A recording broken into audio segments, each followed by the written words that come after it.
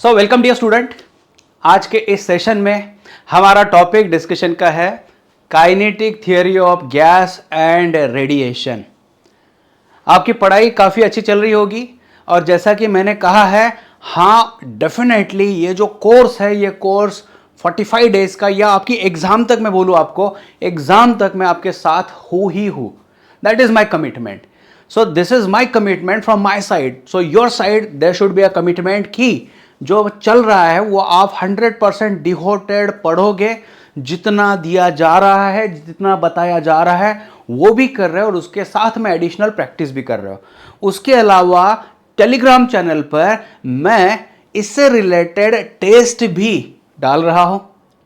तो जो अगले कुछ दिन है हमारे एग्जाम तक के वो तो काफी इंपॉर्टेंट है। मेरे साइड से कोई कमी नहीं होगी। अगर चाहे तो एक्स्ट्रा सेशन भी मैं करा के लूंगा जिसमें मोस्ट एक्सपेक्टेड और एडिशनल कुछ क्वेश्चन हो गए उसे भी मैं करा लूंगा। जैसे हम आगे बढ़ेंगे तो पीछे के जो चैप्टर्स है उनसे रिलेटेड ऑन डिमांड हम सेशंस पर कुछ एक्स्ट्रा न्यूमेरिकल्स एक्स्ट्रा जो हो गए वो एडिशनल हम इस पर क्वेश्चन पर डिस्कशन भी आगे चलाएंगे। तो हमारा सबसे पहला फोकस जो होगा बच्चों, ये पहले तो सिलेबस कंप्लीशन करना। और कई बच्चों से ये भी डिमांड आ रही है कि सर प्लानर एक दे दो कि किस तरीके से हमें आगे जाना है। तो अभी फिलहाल अगर बात करूं बच्चों तो लाइन ऑफ एक्शन यही है कि जो इंपॉर्टेंट टॉपिक है मैं करा के ले रहा हूं। यहां पर देखिए ये चैप्टर आसान है, काइनेटिक थ्योरी ऑफ गैस।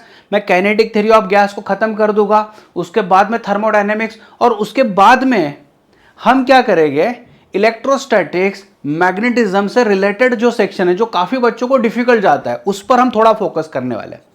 इसकी वजह यह है कि हमारा एक बार अगर रिवीजन अच्छे ढंग से हो जाए उन चैप्टर्स का जो कि स्कोरिंग होते हैं, लेकिन बेफजूल में काफी बच्चे उससे मतलब घबराए जाते हैं कि यार ये डिफिकल्ट चैप्टर है, नहीं होता है। तो वो जो होगा ना वो भी हम करा के लेंगे, इजीली जो होगा वो कर लेंगे, है ना। कंफर्ट लेवल से, नेचुरल लेवल से करना है, कोई ज्यादा टेंशन कोई ज्यादा प्रेशर यहां पर आपको नहीं लेना है।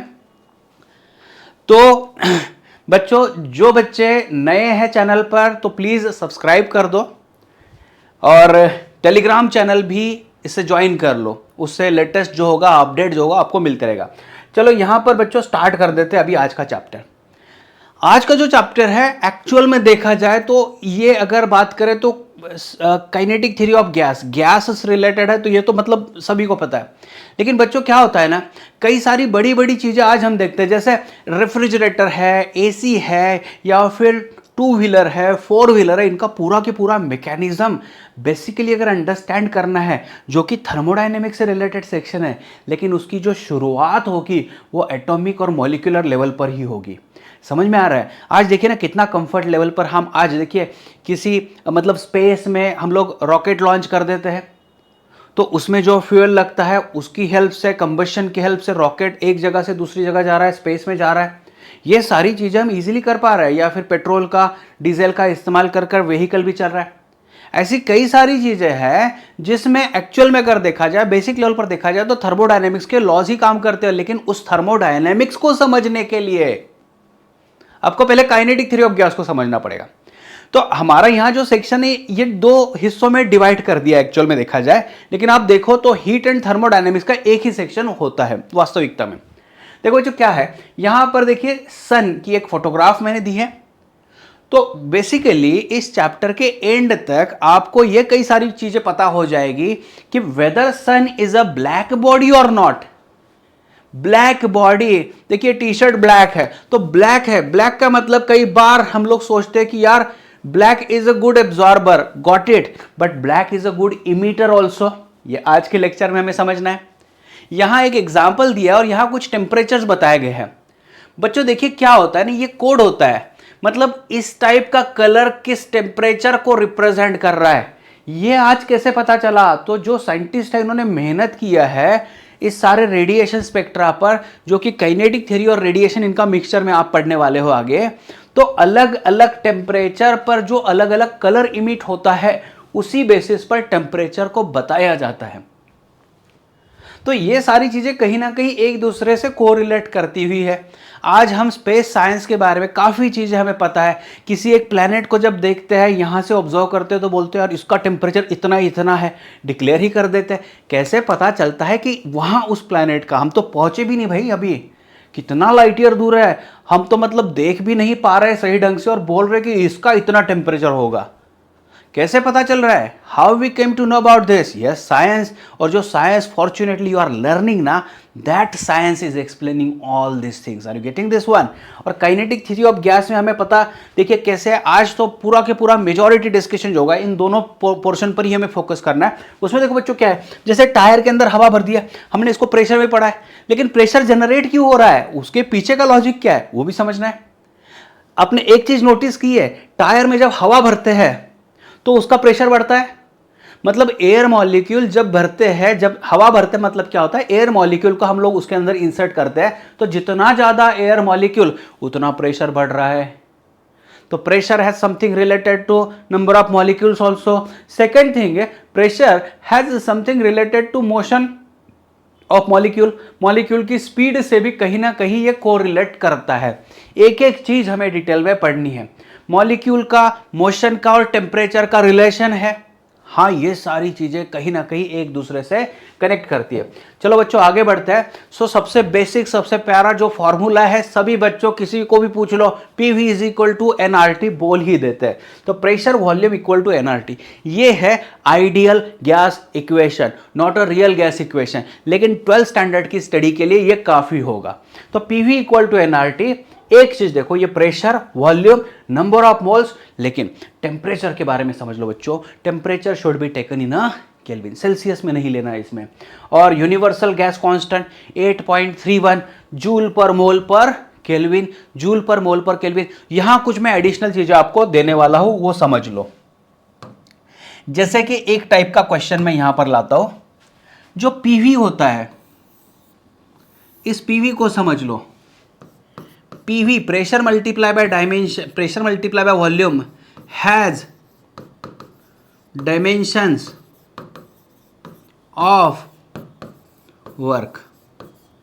मतलब डायमेंशन ऑफ प्रेशर और वॉल्यूम अगर मैं नोट कर दूं, तो मुझे वर्क का जो डायमेंशन था, प्रेशर इनटू वॉल्यूम का अगर मैं फॉर्मूला तैयार करता हूं और यूज करता हूं, तो वॉल्यूम, वर्क का डायमेंशन मिलेगा M1L2 T-2 मिल जाएगा। और इसके यूनिट के बारे में बात करूं तो हाँ, यूनिट इज जूल, जूल अर्ग इसमें लेता है। Got it? Are you getting this one? Yes, ये इस पर रिलेटेड होता है। और दूसरा, नंबर ऑफ मोल्स पर मैं बात करूंगा। नंबर ऑफ मोल्स को सही ढंग से समझना है आपको। मैंने शायद अगली स्लाइड में कहीं कवर किया होगा, नहीं किया है तो मैं यहीं पर दे देता हूं बच्चों। मैंने यहां 3 चीजें प्रोमिनेंटली फोकस्ड किया है। आप कोई भी रेफरेंस उठा के पढ़ो, मैं आपको गारंटी देता हूं आप कंफ्यूजन हो जाएगा कहीं ना कहीं। तो इसके लिए मैंने क्या किया, जो इस चैप्टर में काफी बार कंफ्यूजन कराता है, तो मैंने इसको ना लगाम लगा दिया। इसमें मैंने शुरुआत में ही आपको बोला कि पूरा के पूरा चैप्टर खत्म होने तक, या पूरा आपका 12th स्टैंडर्ड और एंट्रेंस खत्म होने तक, इसके बाद में बच्चों इस चैप्टर से रिलेटेड कभी भी कोई चीज आए तो एक बात पर नोटिस करना है। स्मॉल m को मैं बोलूंगा मास ऑफ मॉलिक्यूल। एक मॉलिक्यूल का जो मास होता है, बस मॉलिक्यूल का जो मास होगा उसको मैं स्मॉल m बता दूंगा। और मॉलिक्यूल मॉलिक्यूल मिलाकर जो गैस बन रहा है उसके मास को मैं कैपिटल M बोल दूंगा। और उसके बाद में मोलर मास जब आएगा तब मैं उसको M सफिक्स O लगवा दूंगा। तो फिलहाल के लिए डील तय है यहां पर बच्चों हमारे बीच में कि इस चैप्टर में जो mass capital M, small m, capital M और MO, इनका अपना अपना खुद का वजूद है, उनका खुद का वेटेज है। इसको टेम्पर नहीं करना है, इसको छेड़खानी नहीं करना है, वरना ये चैप्टर पूरा खराब हो जाएगा। तो उसके लिए स्मॉल m फॉर, हमारे लिए कोड वर्ड है small m for mass of molecule, एक एक मॉलिक्यूल का mass. m is the mass of gas and MO is the mass of, molar mass. Are you getting this one? तो उसके अलावा जो n होगा ना, n पर मुझे काम करना है, जो शायद मुझे लग रहा है मैंने अगले स्लाइड पर कहीं ना कहीं कवर किया है, तो फिर भी मैं यहां पर दे देता हूं। It is mass of gas divided by molar मास। ये एक फॉर्मूले का इस्तेमाल करना है। और दूसरा फॉर्मूला आएगा number of molecules divided by Avogadro's number of molecules divided by Avogadro's number of molecules divide by Avogadro's number. तो फिलहाल इसको पेंडिंग रख देते हैं, मुझे लग रहा है कवर किया, नहीं तो फिर वापस से स्लाइड पर इस पर आ जाएंगे। और हाँ यस, ये जो गैस कांस्टेंट है इसका भी कहीं ना कहीं आपको डायमेंशन पूछा जाता है। तो भाई मैं इसको बोल दूंगा डायमेंशन ऑफ आर। तो आपको यहां फॉर्मूला अगर लर्न हो जाता है, कैसे होता है देखो, इसको याद नहीं करते आता है, मतलब यूनिट को 8.31, तो भाई इसके लिए कोई सॉल्यूशन नहीं है, इसको कोई ऑप्शन ही नहीं पूछ रहा आपको कि नंबर याद रखो नहीं रखो, ये तो मतलब दिया होता है। लेकिन जूल पर मोल पर केल्विन कैसे है बच्चों, ये पीवी जो था इसका यूनिट जूल आ चुका है, जूल, और ये एन तो मोल था, टेम्परेचर केल्विन था। तो अगर मैं आर यहीं पर रख दूं,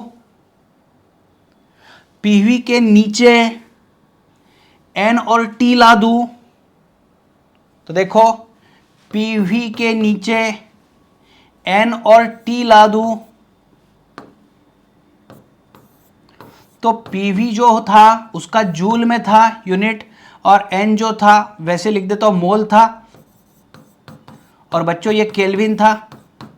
तो ये तो जम ही रहा है, अभी इसमें डायमेंशन निकालना है। ये लिखने का तरीका थोड़ा गलत हो गया, लेकिन थोड़ा समझने के लिए आपको तो आंसर निकालना है फाइनल अभी इसमें।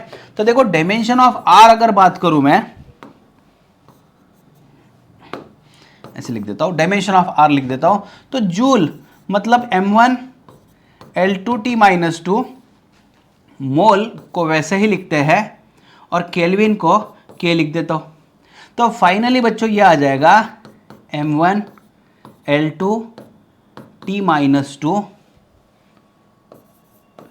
पर मोल पर केल्विन, ये आ गया यहां पर m1 L2T-2 पर मोल पर केल्विन आ गया।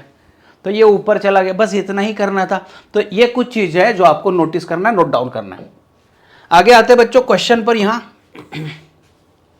अभी क्वेश्चन डिजाइन करते समय थोड़ी ना कोई रूल आप रखोगे, लेकिन आपको अभी जो मैंने रूल पढ़ा लिया है बस उसको थोड़ा अगर फोकस करते हो सही ढंग से तो कोई भी इक्वेशन मिल सकता है। तो अभी क्वेश्चन के हिसाब से अगर स्ट्रेटेजी थोड़ी चेंज करनी पड़ी तो वो तो मेंटेन रखो, फंडामेंटल क्लियर रखो, इसका आंसर मिलेगा। An insulated container contains a monoatomic gas of molar mass m. The container is moving with velocity v. If it is stopped suddenly, the change in temperature is. तो basically क्या हुआ है ना, एक container जिसमें gas है, पूरा के पूरा गैस है, जिसका मास m ले लेते हैं, that is moving with velocity v, तो हाफ एम वी स्क्वायर में डाल देता हूं, half M V square is equal to, हाँ, if it is stop suddenly the change in temperature is,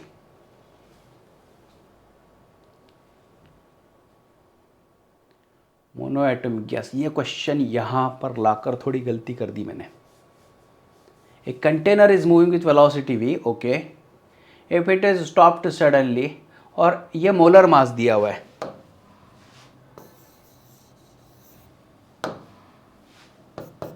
तो मास of gas into V square is equal to, मैं यहां लिख देता हूं बच्चों nr डेल्टा टी, क्योंकि अंदर जो गैस थी उसका कहीं ना कहीं टेम्परेचर चेंज होने वाला है, nr डेल्टा टी, ठीक है। हमने अभी क्या बोला था, capital M was for mass of a gas, और MO was a molar mass. तो हम पहले MO लिख देते, उसके हिसाब से बात करते, देखो क्या होगा, 1/2 m वी स्क्वायर, n की जगह पर m/mo r डेल्टा टी, यहां तक हमने ला दिया, mm got cancel, so MO इधर आ जाएगा, और question is about delta T, तो delta T is equal to MO इधर आने वाला है, तो MO V square divided by twice R, यह आना चाहिए। ये कहीं पर नहीं दिख रहा है मुझे, क्वेश्चन का क्या करना चाहिए, कहीं गलत तो नहीं हो चुका है, यही तो होता है।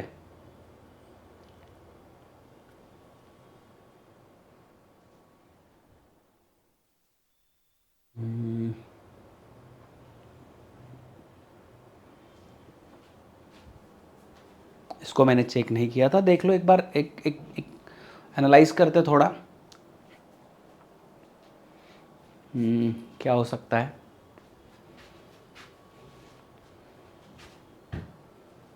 जिस बुक से लिया वहाँ एक बार कंफर्म करा लेता हूँ ताकि दिक्कत ना हो।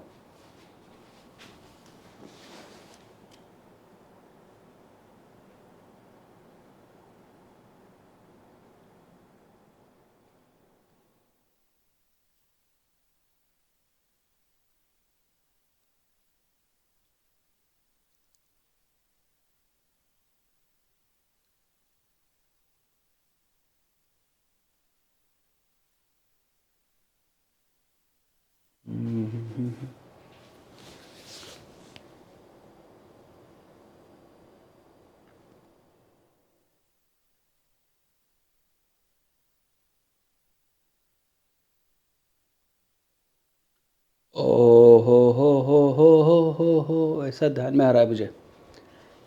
इसमें हमने सबसे गलत चीज़ कर दिया। पहले तो ये क्वेश्चन ही गलत जगह पर डाल दिया है मैंने। बच्चे बोलेंगे अरे सर हमारा यही होता है, जो पढ़ते हैं वो एग्ज़ाम में नहीं आता है, जो नहीं पढ़ते वो एग्ज़ाम में आता है, या फिर जो पढ़ा हुआ होता है उससे अलग ही आ जाता है। समझ में आ रही चीज़? तो ये मैंने क्या कर दिया ना, n R delta T is like P V, इसकी जगह पर इसका इंटरनल एनर्जी एक्चुअल में चेंज हो रहा है। समझ लो, इसका इंटरनल एनर्जी चेंज हो रहा है। आप बोलोगे सर ये क्या चीज़ है, ये बीच में कहाँ से क्या चीज़ आ चुकी है ना। चलो मैं करा के लेता हूँ आपसे क्वेश्चन। इसको मैं पहले एक काम करते हैं, लाता हूँ इसका आंसर, देता हूँ इसको उठा के। चलो या फिर यहीं पे रख देते हैं, स्लाइड नंबर 4 पे लाते हैं इसको बच्चों। कुछ चीज़ें होने दो, मैं ला देता हूँ इसका चेंज इन इंटरनल एनर्जी, या फिर अभी करवा देता हूँ, शायद आपको पता होगा इसका। तो देखिए, half of mass of a gas into V square, ये कंटेनर जा रहा था, ये कंटेनर मोशन में है और इसके अंदर गैस मॉलिक्यूल्स है। ऑल ऑफ सडन ये रुक जाता है, तो इसका जो काइनेटिक एनर्जी था इज इक्वल टू, अभी ये इसकी वजह से क्या होगा, टेम्परेचर बढ़ गया, तो ये हमें ना थर्मोडायनेमिक्स में इंटरनल एनर्जी से रिलेटेड कॉन्सेप्ट आने वाला है, जो आगे भी है। तो डेल्टा यू से रिलेटेड, डेल्टा यू क्या होता है, ये होता है n C V delta T. तो ये होता है एन सी वी, मतलब R by gamma -1 delta T. और सर इतने बड़े बड़े इक्वेशन कहाँ से आ रहे हैं, अरे इसको बोल देता हूँ मैं m by M O R by gamma -1 delta T. तो इसको यहां मैच करवा देता हूं। अभी जो बच्चे बोल रहे हैं सर 100 परसेंटाइल मिलाएंगे, भाई कहाँ से लाओगे। मेहनत तो हर जगह होती है, फ्री में तो कुछ नहीं मिलता है। कैंसिल करा दिया मैंने, ये 1/2 ऐसे ही ला देता हूँ। फिर देखो क्या करते हैं, इसको वी स्क्वायर करते हैं, ये हाँ इसको भी एमओ को भी डाल देता हूँ 1/2, ये एमओ इधर ला देता हूँ, V square is equal to ये 1/γ-1। तो गामा क्या होता है, इन्होंने ना एक वर्ड इस्तेमाल किया यहां पर, मोनो एटॉमिक गैस का, मोनो एटॉमिक गैस का इस्तेमाल किया। तो मोनो एटॉमिक से क्या हो रहा है, मोनो एटॉमिक का जो गामा है 1 + 2/f 1 + 2/3 हो गया, 5/3 यहां पर होना चाहिए, तो 5/3, अरे ठीक है। तो गामा का मीनिंग हो गया, या फिर हमें तो गामा -1 चाहिए था, तो गामा -1 इज 2/3 लिख देते बच्चों। तो गामा -1 नीचे था, तो देखिए आर वैसे ही तो ये आ गया 2/3, तो 2/3 तो 3 ऊपर चला गया, और ये बच्चों था डेल्टा टी, वैसे लिख दिया। 2 कैंसिल हो चुका है, और डेल्टा टी का मीनिंग आ गया m0v² / r। और बाद में बोलूँ मैं आपको, तो m0 की जगह पर इन्होंने बोला है मोलर मास स्मॉल m, तो भाई रिप्लेस करा दो, ऐसे होके इसका आंसर अभी मैच होगा। तो ये बी से परफेक्ट बैठने वाला है। यस अच्छा, दिक्कत नहीं है बच्चों, इस क्वेश्चन पर ना रिवाइज करा लेंगे वापस से, मैं आ जाऊँगा, कोई दिक्कत नहीं, आ जाऊँगा। अब इसके बारे में अभी फिलहाल मत सोचो, मैं अभी क्वेश्चन आया ही है, जिन बच्चों को पता है उनके लिए तो क्लियर हो गया। ये क्वेश्चन देखिए 2024 में पूछा गया, और सेम क्वेश्चन ऑब्वियसली ये जेई का क्वेश्चन है।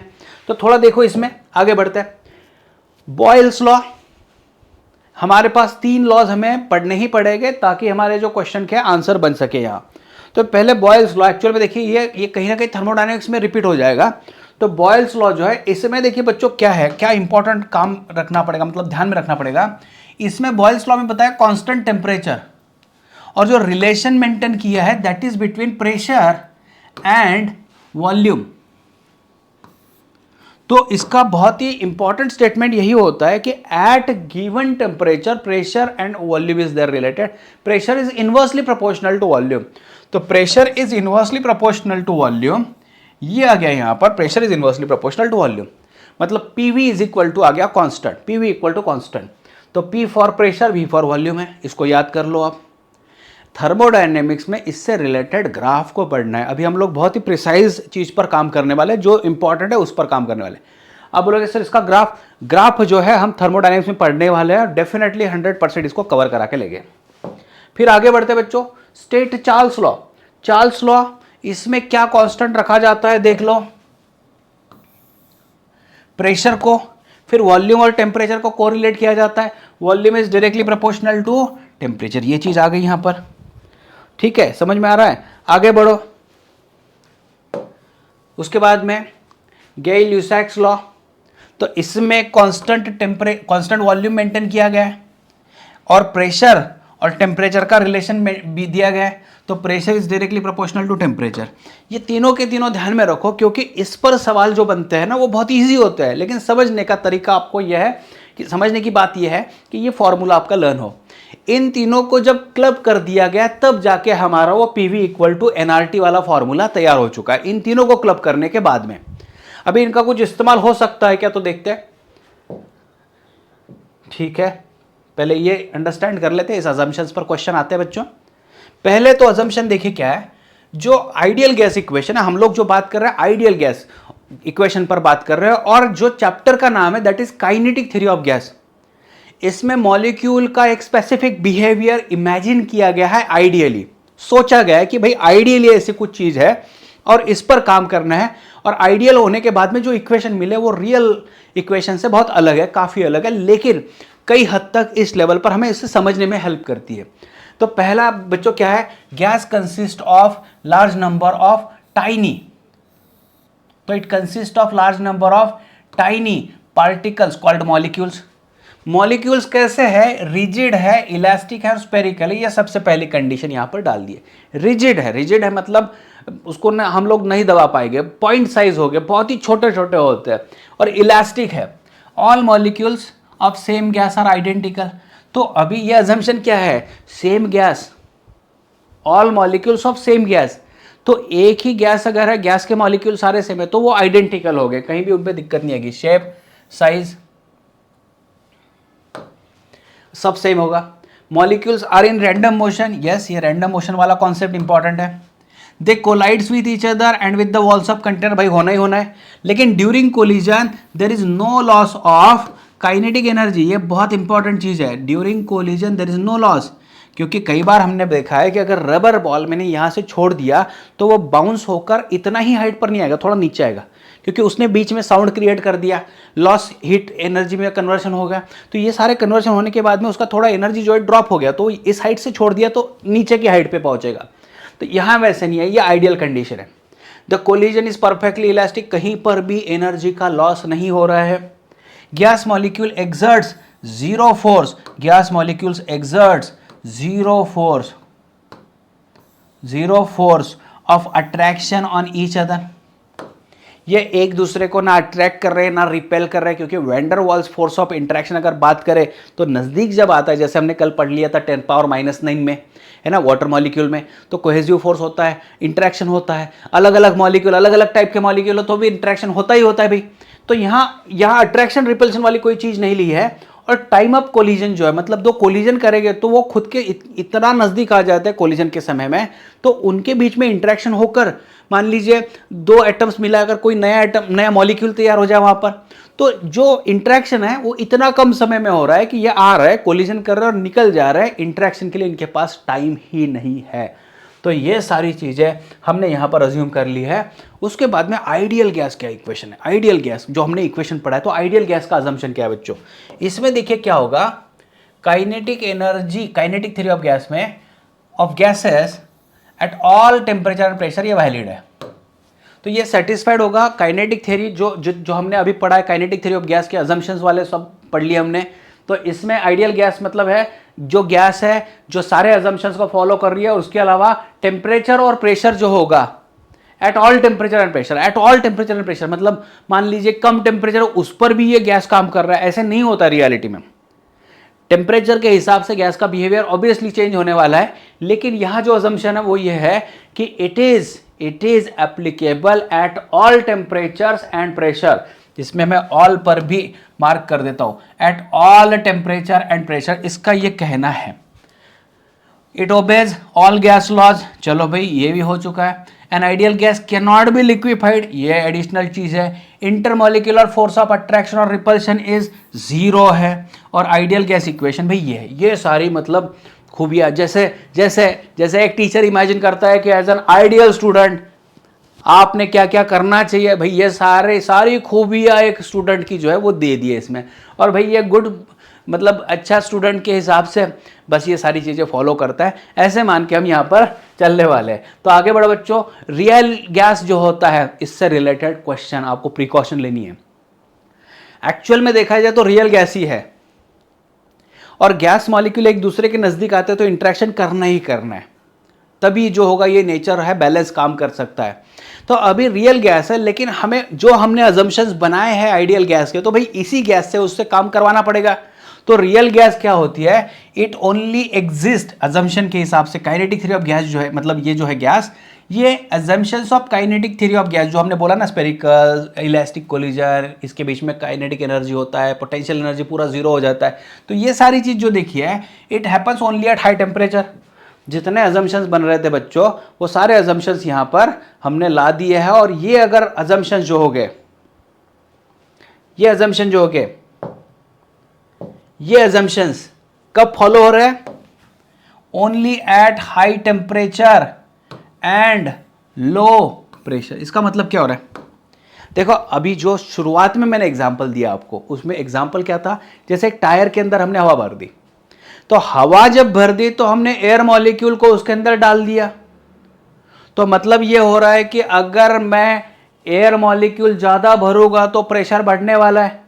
तो भाई अगर किसी स्पेस में ज़्यादा से ज़्यादा मॉलिक्यूल की संख्या बढ़ जाए, कंजेस्टेड होगा, तो इनके बीच में तो घमासान होने वाला है, इंटरेक्शन होना ही होना है। तो हम जो पढ़ रहे हैं कि भाई इंटरेक्शन नहीं है, तो वह कब होगा, जब मॉलिक्यूल की संख्या ही कम होगी उस स्पेसिफिक रीजन में। तो इसी वजह से लो प्रेशर बताया गया। और दूसरा, जितने भाई 2, 4, 6, 8, 10 मतलब इमेजिनेशन के हिसाब से जो मॉलिक्यूल्स है वो हो गए, तो भाई उन्होंने भी इंटरेक्शन नहीं करना चाहिए। तो उसके लिए फिर दूसरी व्यवस्था क्या कर दी, आपने टेम्परेचर बढ़ा दिया। तो ऐसे पता चला कि टेम्परेचर पर उस मॉलिक्यूल की काइनेटिक एनर्जी डिपेंड होती है। तो भाई ये आ भी रहा है तो इतना स्पीड से आएगा, कोलिजन करेगा और निकल जाएगा। आ रहा है, कोलिजन किया, निकल गया। तो ऐसी ही सारी चीजें इसमें हो रही है।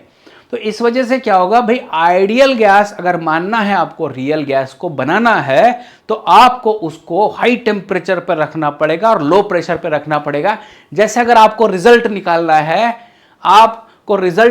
है, तो भाई खुद में वो जो आग है लगानी पड़ेगी, मेहनत करनी पड़ेगी और शांति से काम भी करना पड़ेगा।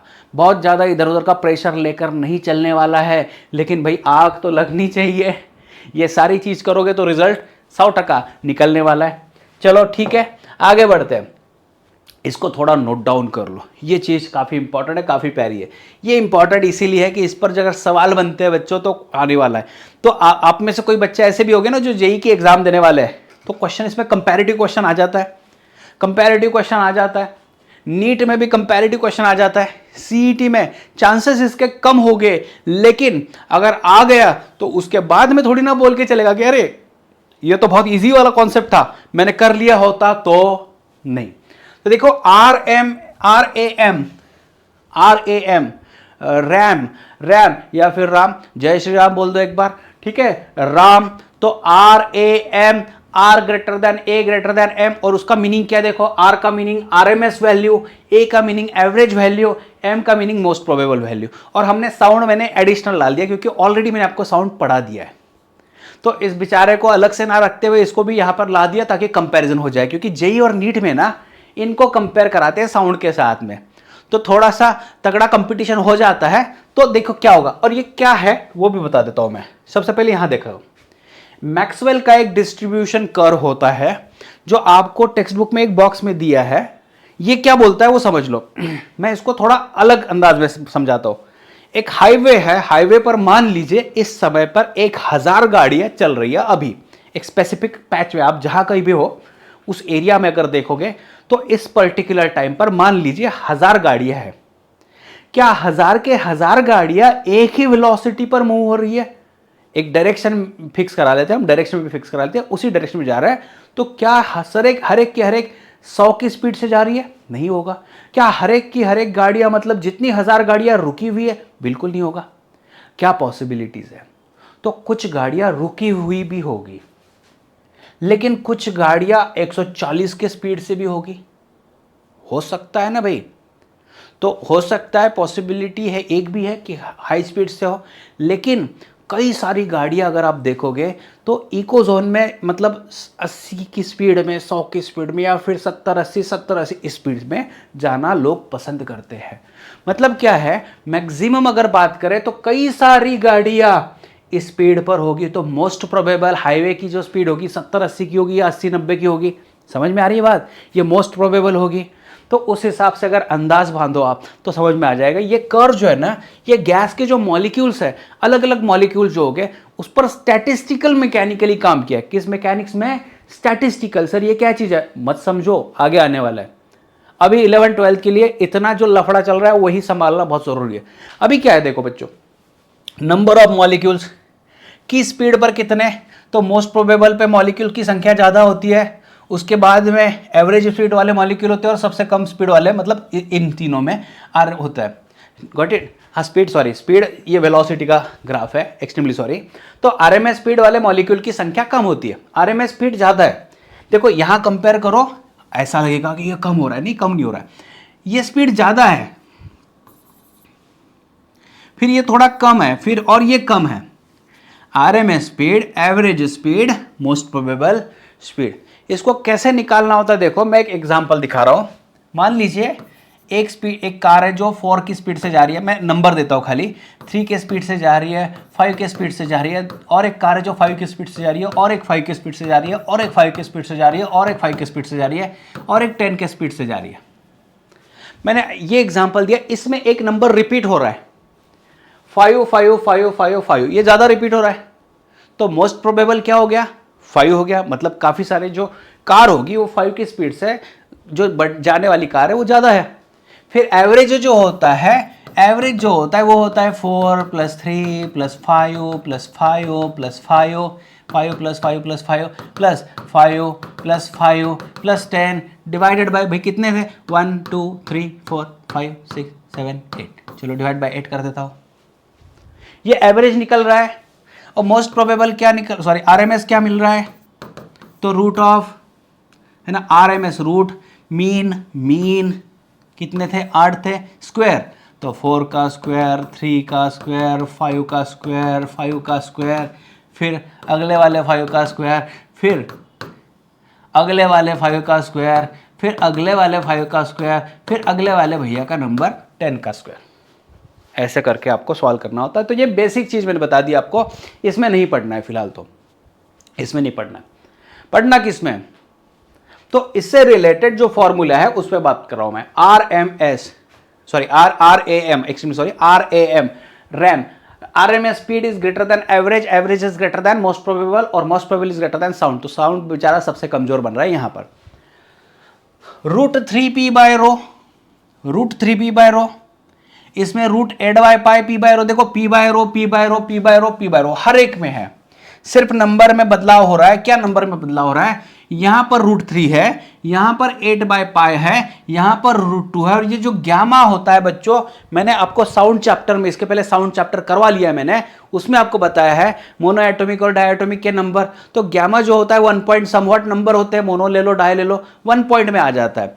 तो इसमें अभी ज़्यादा दिक्कत नहीं आएगी, इसमें आपको ज़्यादा नहीं समझना है, ये सबसे छोटा नंबर होता है। उसके बाद में देखो नंबर देखिए, p/ρ की जगह पर RT/mo कैसे आता है, आगे आने वाला है। p/ρ की जगह पर RT/mo, P बाय रो की जगह पर RT बाय MO, वापस से RT बाय MO, वापस से RT बाय MO, तो प्रैक्टिस हो जाएगी ना।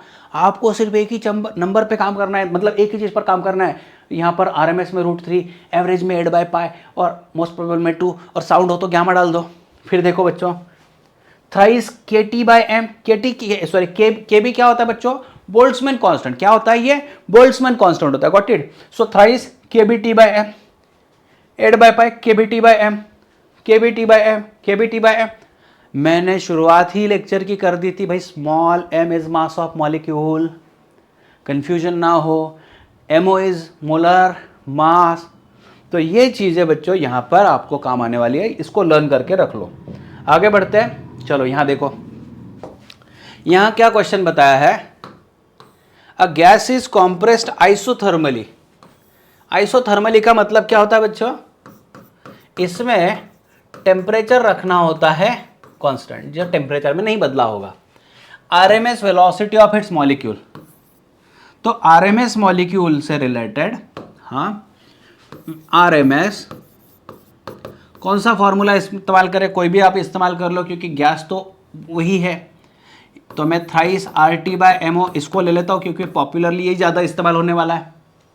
तो अगर देखिए गैस कांस्टेंट फिक्स है, गैस का नेचर, मतलब ऐसे तो नहीं बोला कि भाई ये गैस किसी और ने रिप्लेस करा दिया, ऑक्सीजन को नाइट्रोजन से रिप्लेस करा दिया, ऐसा कुछ भी नहीं बोला। तो MO भी फिक्स है, और इन्होंने क्या किया? टेम्परेचर भी फिक्स करा दिया। अब बोलो कि सर कॉम्प्रेस्ड करा दिया, गॉट इट, कॉम्प्रेस्ड करा दिया, लेकिन कॉम्प्रेस कैसे करवाया है? टेम्परेचर कांस्टेंट रख के, इस पे टेम्परेचर कांस्टेंट रख के, तो इसमें आपको दिक्कत नहीं आएगी। बस जो होगा सारा का सारा चीज यहाँ पर कांस्टेंट बनने वाला है, कोई दिक्कत नहीं, रिमेन्स द सेम आने वाला है, रिमेन्स द सेम आने वाला है। उसके बाद में देखो बच्चों क्या चीज है? RMS velocity of gas molecule kept at 27 degree Celsius. मैंने आपको पहले ही बोला है भाई, इसको केल्विन में कन्वर्ट करा दो। तो केल्विन में टेम्परेचर जो होता है ये 27 प्लस आप 273 करवा दो, तो ये आ गया 300 केल्विन, इसका इस्तेमाल करना है। फिर देखिए क्या बताया है कि RMS speed is, this is VRMS, ठीक है। मोलिकुलर वेट, मोलर,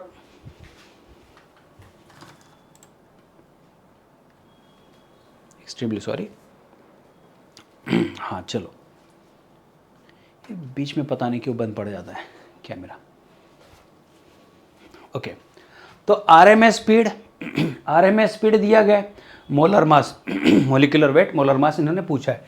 तो चलो ठीक है बच्चों, इसमें बात करते हैं। तो RMS thrice is equal to thrice RT/MO आ गया।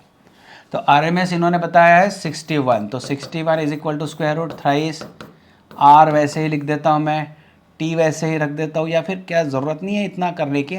चलो ठीक है, RT/MO, तो स्क्वायर करवा दिया था, तो स्क्वायर करवा दिया, तो 61 का स्क्वायर आ जाएगा। 61 का कितना स्क्वायर आ जाएगा बच्चों? तो नियरली ही पूछा है, कोई ना कोई तो ज़रूरत होगा उसका, पर चलो ठीक है, 61 का स्क्वायर करवा देते हैं।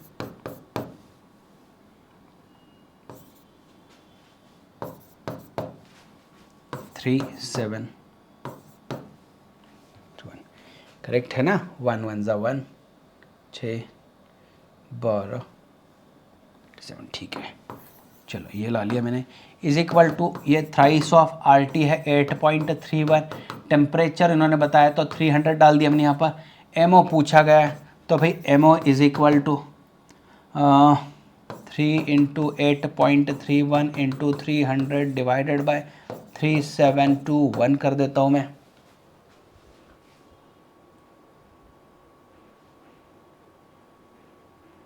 सिक्सटी वन का स्क्वायर इतना बड़ा बनने वाला है।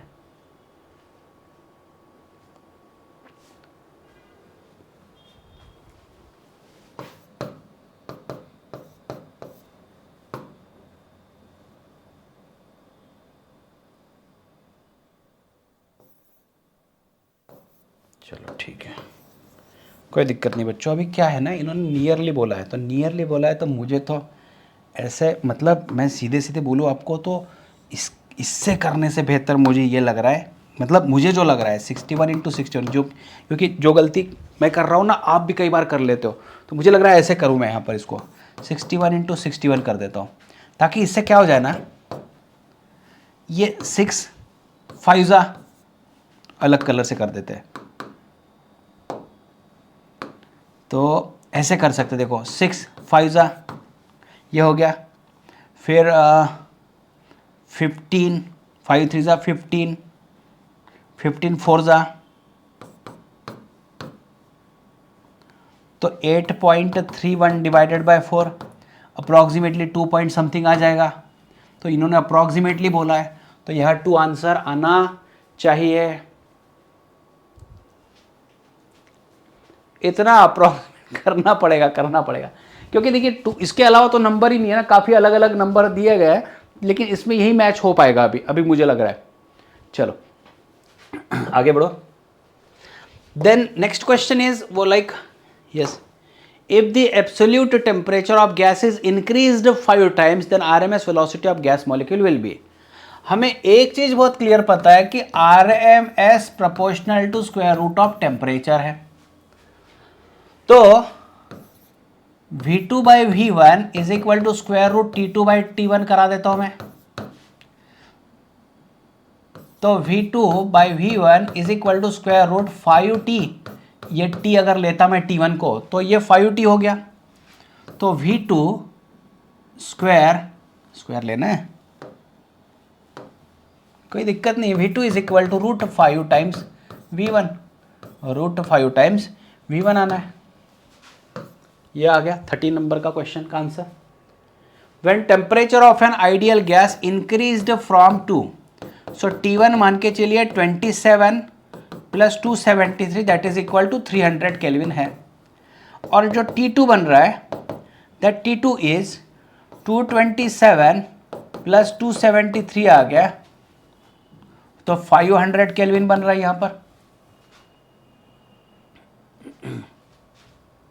ठीक है, यह आ गया, और स्पीड है 400 मीटर टू कितना स्पीड बढ़ेगा, तो velocity RMS speed proportional to root of temperature था, इसी को यहां इस्तेमाल करने वाला हूं। ये भाई इससे रिलेटेड था अभी इसका।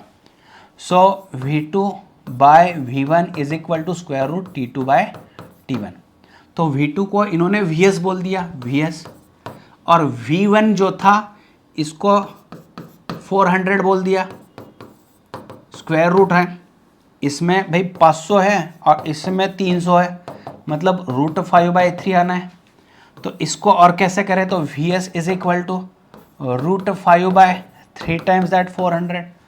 अभी इसका कैसे करें, रूट 5/3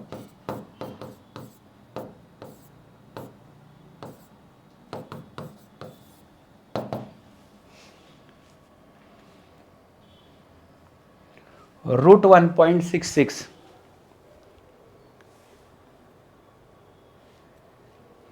कैलकुलेटर की जरूरत लगेगी यहां पर,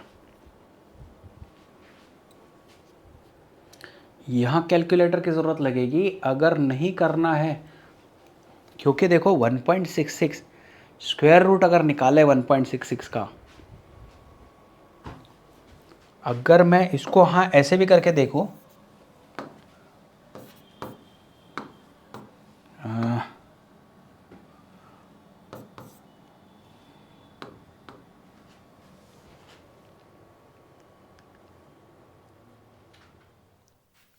कैमरा क्यों बंद पड़ रहा है यार, हाँ ऐसे क्या हो रहा है कैमरे को पता नहीं, समझ नहीं आ रहा है।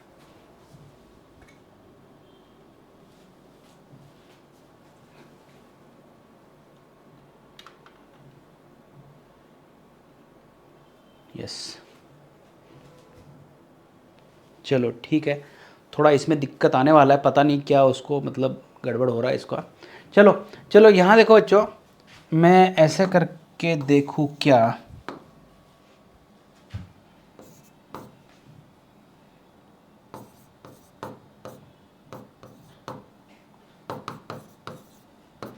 मतलब 5 से मल्टीप्लाई और 5 से डिवाइड कर दिया मैंने, तो ये 5 और √15 करीबन,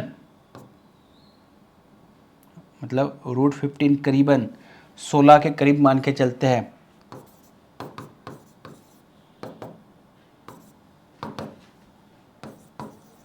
तो भाई 500 या नहीं, गड़बड़ हो जाएगा।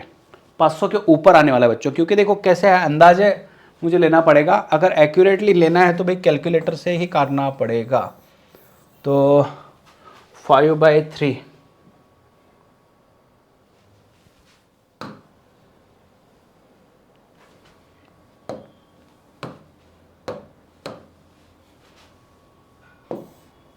स्क्वायर रूट 1.29 और उसको मल्टीप्लाई बाय हम 400 करवा दें,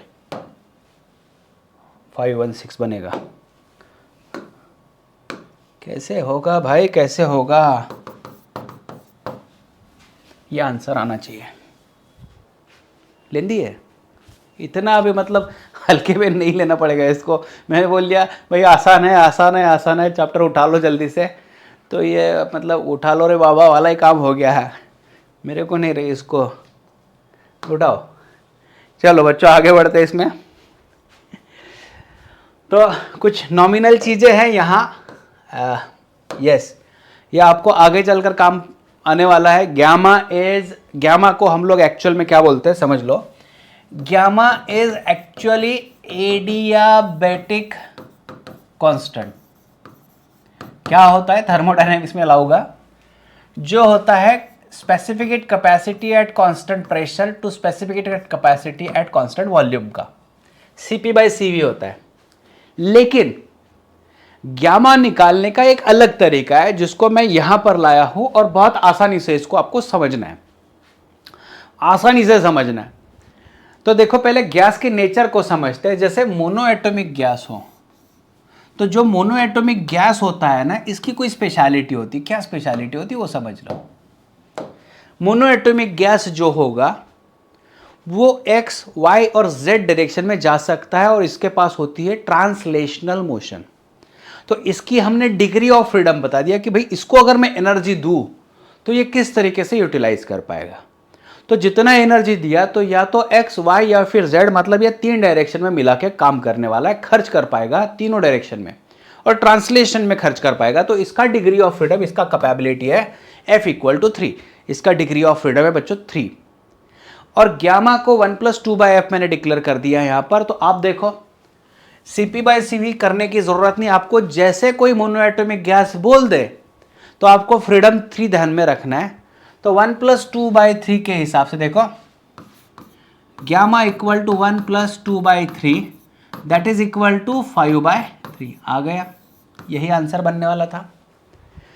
फिर आपको बताया जाएगा डायएटॉमिक। जैसे डायएटॉमिक बता दिया जाएगा तो डायएटॉमिक में 2 टाइप इसको डिक्लेयर करना है। एक है बच्चों यहां रिजिड, एक है रिजिड और दूसरा है नॉन रिजिड। इसमें क्या दिक्कत है बताता हूं मैं। जैसे ये पेन है, पेन के अलोंग में यहां पर 2 मॉलिक्यूल्स रख दूं, तो भाई पेन को मैं कितना भी अंदर इसको दबाऊं या फिर इसको खींचूं तो ये ना इलोंगेट होने वाला है ना कॉम्प्रेस होने वाला है। ये 2 चीजें इसके बारे में होगी। सो दिस इज रिजिड। लेकिन नॉन रिजिड का मतलब क्या है कि भाई ये जब इसको खींचा तो ये तन रहा है, ये बढ़ रहा है, या फिर इसको कंप्रेस करा दूं तो ये घट रहा है। ऐसे जो होगा वो नॉन रिजिड होगा। तो नॉन रिजिड में दिक्कत क्या आती है, जब मोशन होता है तो भाई ऐसे ऐसे ऐसे ऐसे ये मूवमेंट करता है। कैसे मूवमेंट करता है, तो ये इलास्टिक वाला जो कॉन्सेप्ट इसमें आ जाता है। इलास्टिक एनर्जी मतलब हमारी ऑसिलेशन वाली एनर्जी इसमें आना शुरू हो जाती है। तो अभी क्या है देखो, ये रिजिड जो है, रिजिड का फ्रीडम 5 ले लो। 5 क्यों आना चाहिए, तो क्योंकि क्या होता है, जैसे यहां मैंने कुछ एक एग्जांपल के तौर पर दिया, translational motion, rotational motion, vibrational motion जो होगा, है ना, इस टाइप के सारे चीजें। तो मैं आपको बता दूं बच्चों, जैसे अगर ये डायटोमिक है तो ये क्या करता है ना, X, Y और Z डायरेक्शन में जाने के लिए एनर्जी यूटिलाइज तो करता है, लेकिन जैसे ये जाता है तो जाते जाते ये रोटेट होते होते जाता है। अभी इसमें ज्यादा डिटेल तो मैं नहीं समझाऊंगा, क्योंकि ये जब रोटेट होता है, जैसे रोटेशनल डायनेमिक्स में एक चीज होती है, थिन रॉड जब खुद के लॉन्ग रोटेट होता है तो उसका मोमेंट ऑफ इनर्शिया कम होता है। लेकिन जब ऐसे रोटेट होता है तो ½ I ω² आने वाला है, या फिर ये ऐसे भी रोटेट हो पाएगा ½ I ω²। तो अभी इतना डिटेल में ना जाते हुए आप सिर्फ नंबर पर फोकस करो। भाई आम खाओ गुठलियां मत गिनो, या फिर ये मत सोचो कि ये पेड़ किसने लगाया होगा, फिर पेड़ बड़ा किसने किया होगा, फिर ये आम आए, ऐसे नहीं सोचना है। अभी आपको यही चीज सोचनी है कि डाई एटॉमिक रिजिड एग्जाम तो क्रैक करना है, इंजीनियर बन जाओ, फिर बाद में अपना दिमाग लगाते बैठो। तो अभी कुछ चीजों के लिए मैं बोल रहा हूं, आपको डायरेक्टली फोकस करना पड़ेगा एक पर्टिकुलर पॉइंट पर। यहां देखो बच्चों, डाई एटॉमिक गैस फ्रीडम 5 क्यों बोल दिया? क्योंकि ये एक्स वाई जेड 3 डायरेक्शन में जा पाता है, प्लस ये 2 ही डायरेक्शन में इसका रोटेशन यूटिलाइज कर पाता है, 2 ही डायरेक्शन में। ये खुद के अबाउट जब रोटेट होगा तो नहीं इस्तेमाल कर पाएगा। तो आपने 3 और 2 5 मिला दिया यहां पर, तो 5 में मैं आपको इसका डिटेलिंग दे देता हूं। देखिए ट्रांसलेशन में डिग्री ऑफ फ्रीडम इसका 3 इस्तेमाल हुआ, और रोटेशन में इसका डिग्री ऑफ फ्रीडम हमने 2 ले लिया। ऐसा 3 और 2 मिला के हमने 5 करा दिया। तो जैसे degree of freedom F is equal to 5 हो गया, तो भाई गैमा कितना 1 + 2/5 आ गया, तो ये 7/5 आ गया। ये आ गया यहां पर बच्चों, समझ में आ रही बात? ये यहां पर आ गया डायटोमिक का। तो इसके पहले लेक्चर में साउंड में मैंने आपको ऑलरेडी पढ़ा दिया है। साउंड में मैंने आपको क्या बोला था बच्चों? वहां साउंड में बहुत क्लियरली मैंने आपको बोला था कि जब हम लोग गैस के बारे में, एयर के बारे में बात करते हैं, तो एयर में नाइट्रोजन ज्यादा है। नाइट्रोजन इज अ डायटोमिक, और डायटोमिक रिजिड हम मान के चलते हैं। तो डायटोमिक है, तो डायटोमिक देखिए 7/5, 1.4 हमने लिया था वहां गैमा साउंड, है ना, 1.4 लिया था, बस इसी वजह से लिया था उसको। अभी नॉन रिजिड में क्या होता है ना, ये जब ज्यादा है तो ये ऑसिलेट भी होता है, और ऑसिलेशन में ना 2 फ्रीडम ऐड हो जाते हैं, काइनेटिक और पोटेंशियल। मतलब ऑसिलेशन एक ही हो रहा है, तो एक ही ऑसिलेशन में 2 एनर्जी ऐड हो जाती है। कौन कौन सी? उसमें हो जाती है काइनेटिक और पोटेंशियल, क्योंकि आपने पढ़ा है SHM में काइनेटिक और पोटेंशियल दोनों होती है। तो इस वजह से इसका फ्रीडम आ गया 7। इस पर बहुत कम क्वेश्चन बनते हैं, लेकिन आप ध्यान में रख लो 7। तो फ्रीडम कितना, गैमा कितना बन रहा है 1 + 2/7, दैट इज इक्वल टू 9/7। जो यहां गलत हो गया ना, हाँ 9/7।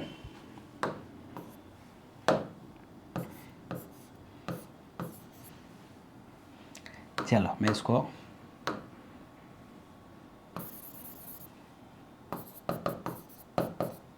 ऐसे करवा देता हूं। आ गया बच्चों बात, ध्यान में आ गई? फिर ट्राई एटॉमिक लीनियर, एक सवाल बनता है इस पर।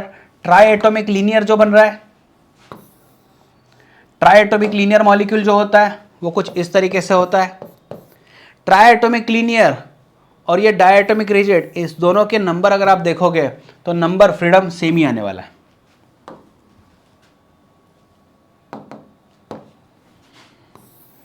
बहुत कंजेस्टेड हो गया यहां पर, कोई दिक्कत नहीं, चलो। ट्राई एटॉमिक जो होता है, ट्राई एटॉमिक और डायटोमिक लीनियर ये सेम होता है। इस पर अगर सवाल बन जाए तो देख लो, ट्राई एटॉमिक लीनियर मॉलिक्यूल और डायटोमिक रिजिड मॉलिक्यूल, इनके फ्रीडम दोनों के सेम होते हैं। तो गैमा 1 + 2/f के हिसाब से, देखो 1 + 2/f के हिसाब से ये 7/5 आ चुका है, ये भी ध्यान में रखना है। और ट्राई एटॉमिक नॉन लीनियर जो होता है, ट्राई एटॉमिक नॉन लीनियर कुछ इस तरीके से दिखाता हूं मैं, इस तरीके से दिखाता हूं। तो ये XYZ में कैसे भी घूम सकता है, तीनों रोटेशन इस्तेमाल करेगा, तीनों ट्रांसलेशन इस्तेमाल करने वाला है, और हमने इसको रिजिड मान के चला है। तो इसका टोटल 6 फ्रीडम मान के चलते हैं, और 6 फ्रीडम अगर होता है तो 1 + 2/6 इस्तेमाल करना होता है, 8/6 आएगा, मतलब 4/3 बनने वाला, ये थोड़ा अलग है। और पॉली एटॉमिक गैस जो होगा उसका डायरेक्टली आप 4 + F/3 + F रख दो। अच्छा ये F क्या है? ये वाइब्रेशनल मोड है, थोड़ा सा इसमें और इसमें कंफ्यूजन हो जाएगा, तो ये टेक्स्ट बुक से मैंने उठाया इसलिए यहाँ पर आया। तो F वाइब्रेशनल मोड,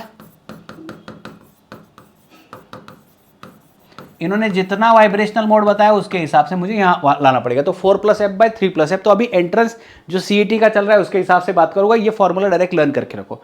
सर ये कहां से आया, CP और CV कहां से आया, उसके बारे में मैं यहां पर एक एक्स्ट्रा पार्ट करके रख देता हूं।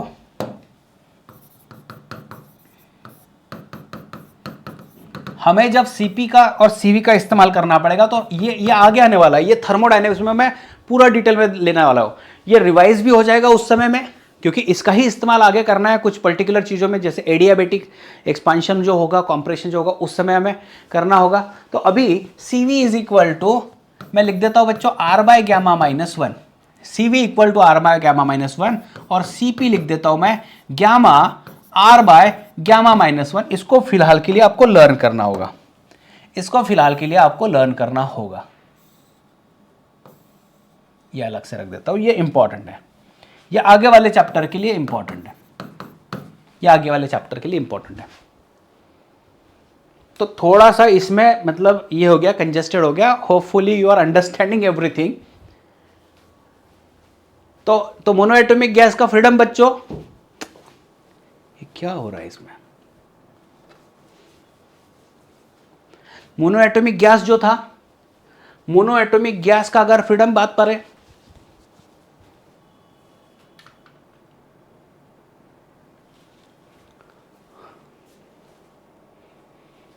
चलो ठीक है भाई, आज का लेक्चर हो जाए सही ढंग से, फिर कैमरे को मैं देखता हूँ इसमें क्या प्रॉब्लम आ रहा है। तो लेक्चर तो सही होना चाहिए ना, क्या बीच बीच में एंजॉय करो, ये भी चीज़ होती है एंजॉय करने की। कैमरा काम नहीं कर रहा है, एंजॉय करो। माइक काम नहीं कर रहा है, एंजॉय करो। रोटेशनल डायनेमिक्स का लेक्चर था, उसमें आवाज़ नहीं आ रही थी, एंजॉय करो, जस्ट एंजॉय। हर तरफ टेंशन है, हर तरफ प्रेशर है, बस ये भी एंजॉय करने की चीज़ होती है। चलो बच्चों, कोई दिक्कत नहीं आ रहा है, आगे बढ़ते हैं। ठीक है, यहाँ तक चीज़ें समझ में आ रही है। एक बार रिवाइज कर लेंगे हम लोग थर्मोडायनेमिक्स के समय में, प्रॉमिस करता हूँ आपको एक बार वापस से रिवाइज करा दूंगा। अभी तो ये चीज़ समझनी है, मोनोएटॉमिक का जो डिग्री ऑफ फ्रीडम है बच्चों 3 बन रहा है, और गामा जो है, गामा को लोअर नहीं करना है, गामा को 1+2/f के हिसाब से उसका मतलब आपने काम करा देना है। रिजिड जो है, रिजिड मतलब डायटोमिक जो है, इसमें रिजिड और नॉन रिजिड हो गए। रिजिड में है ना, रिजिड है, डायटोमिक में रिजिड है, तो उसका फ्रीडम 5 रख लो। इसमें 3 वो ट्रांसलेशन में यूज़ करेगा और 2 रोटेशन में इस्तेमाल करेगा, ऐसे मिला के 5। नॉन रिजिड में क्या होगा, टोटल अगर फ्रीडम के बारे में बात करें तो 5 तो हो रहा है, लेकिन जब ये जा रहा है तो ये ऐसे ऐसे वाइब्रेट होते जा रहा है। तो वाइब्रेशन में अगर बात करें तो वाइब्रेशन में, ऑसिलेशन में काइनेटिक और पोटेंशियल 2 मिल जाता है, तो ये 7 हो जाएगा। ट्राइएटॉमिक लीनियर और डायटोमिक रिजिड सेम ही होते हैं, तो इनका फ्रीडम दोनों का सेम होता है। ट्राइएटॉमिक नॉन लीनियर, इसमें 6 ले लिया फ्रीडम। और भाई ये बीच में ही कूद पड़ा है पॉलीएटॉमिक अपने टेक्स्ट बुक के हिसाब से, तो 4+f/3+f, ये अब जो होता है वाइब्रेशनल मोड के हिसाब से बताया जाएगा। नहीं बताते हैं एक्चुअली, क्वेश्चन ही नहीं आता है, अगर आया तो यही आने वाला है। CP और CV, CV R/γ-1, CP gamma R/γ-1, और इसको लर्न करके रख लो 3+, क्योंकि देखो गामा CP/C होता है। बच्चे बोले कि सर ये कैसे याद करें? भाई देखो, थोड़ा सा दिमाग अगर लगाते हो ना, तो गामा वॉज CP/CV, वैसे ही दिमाग लग के आ जाएगा, है ना। CP 4+f, और ये हाँ R को ध्यान में रखना पड़ेगा क्योंकि R कैंसिल हो गया वैसे देखा जाए तो। CP 4+FR और CV 3+FR। अभी फिलहाल के लिए इतना करना है, आगे बढ़ते हैं बच्चों। चलो ठीक है। The ratio of specific heat capacity heats CP/CV is gamma in terms of degrees of freedom। तो क्या होगा, gamma is 1+2/f था, तो डिग्री ऑफ फ्रीडम को इन्होंने n बोल दिया। चलो ठीक है, कहाँ है 1+2/n आ गया, 2024 का क्वेश्चन था। उसके बाद में क्या है, during an experiment an ideal gas is found to obey additional law Vp² = constant. Additional law मतलब चार्ल्स लॉ भी गया, है ना, बॉयल्स लॉ भी गया, गेल-ल्यूसैक्स लॉ भी गया, और ये कोई नया एडिशनल लॉ इन्होंने ला दिया। चलो ठीक है बच्चों, यहां तो फिर इनका कहना क्या है वो भी समझ लेते हैं। इनका कहना यह है कि the gas is initially at rest, gas is initially at temperature, extremely sorry, gas is initially at temperature T and volume V. What will be the temperature of gas when it expands to a volume 2V? अभी P Vp power है और temperature और volume का relation बताया। ऐसा जब भी question आ जाए, ये यूजुअली ये टाइप के क्वेश्चन नीट और जेई में आते हैं, नीट और जेई के एग्जाम में आते हैं।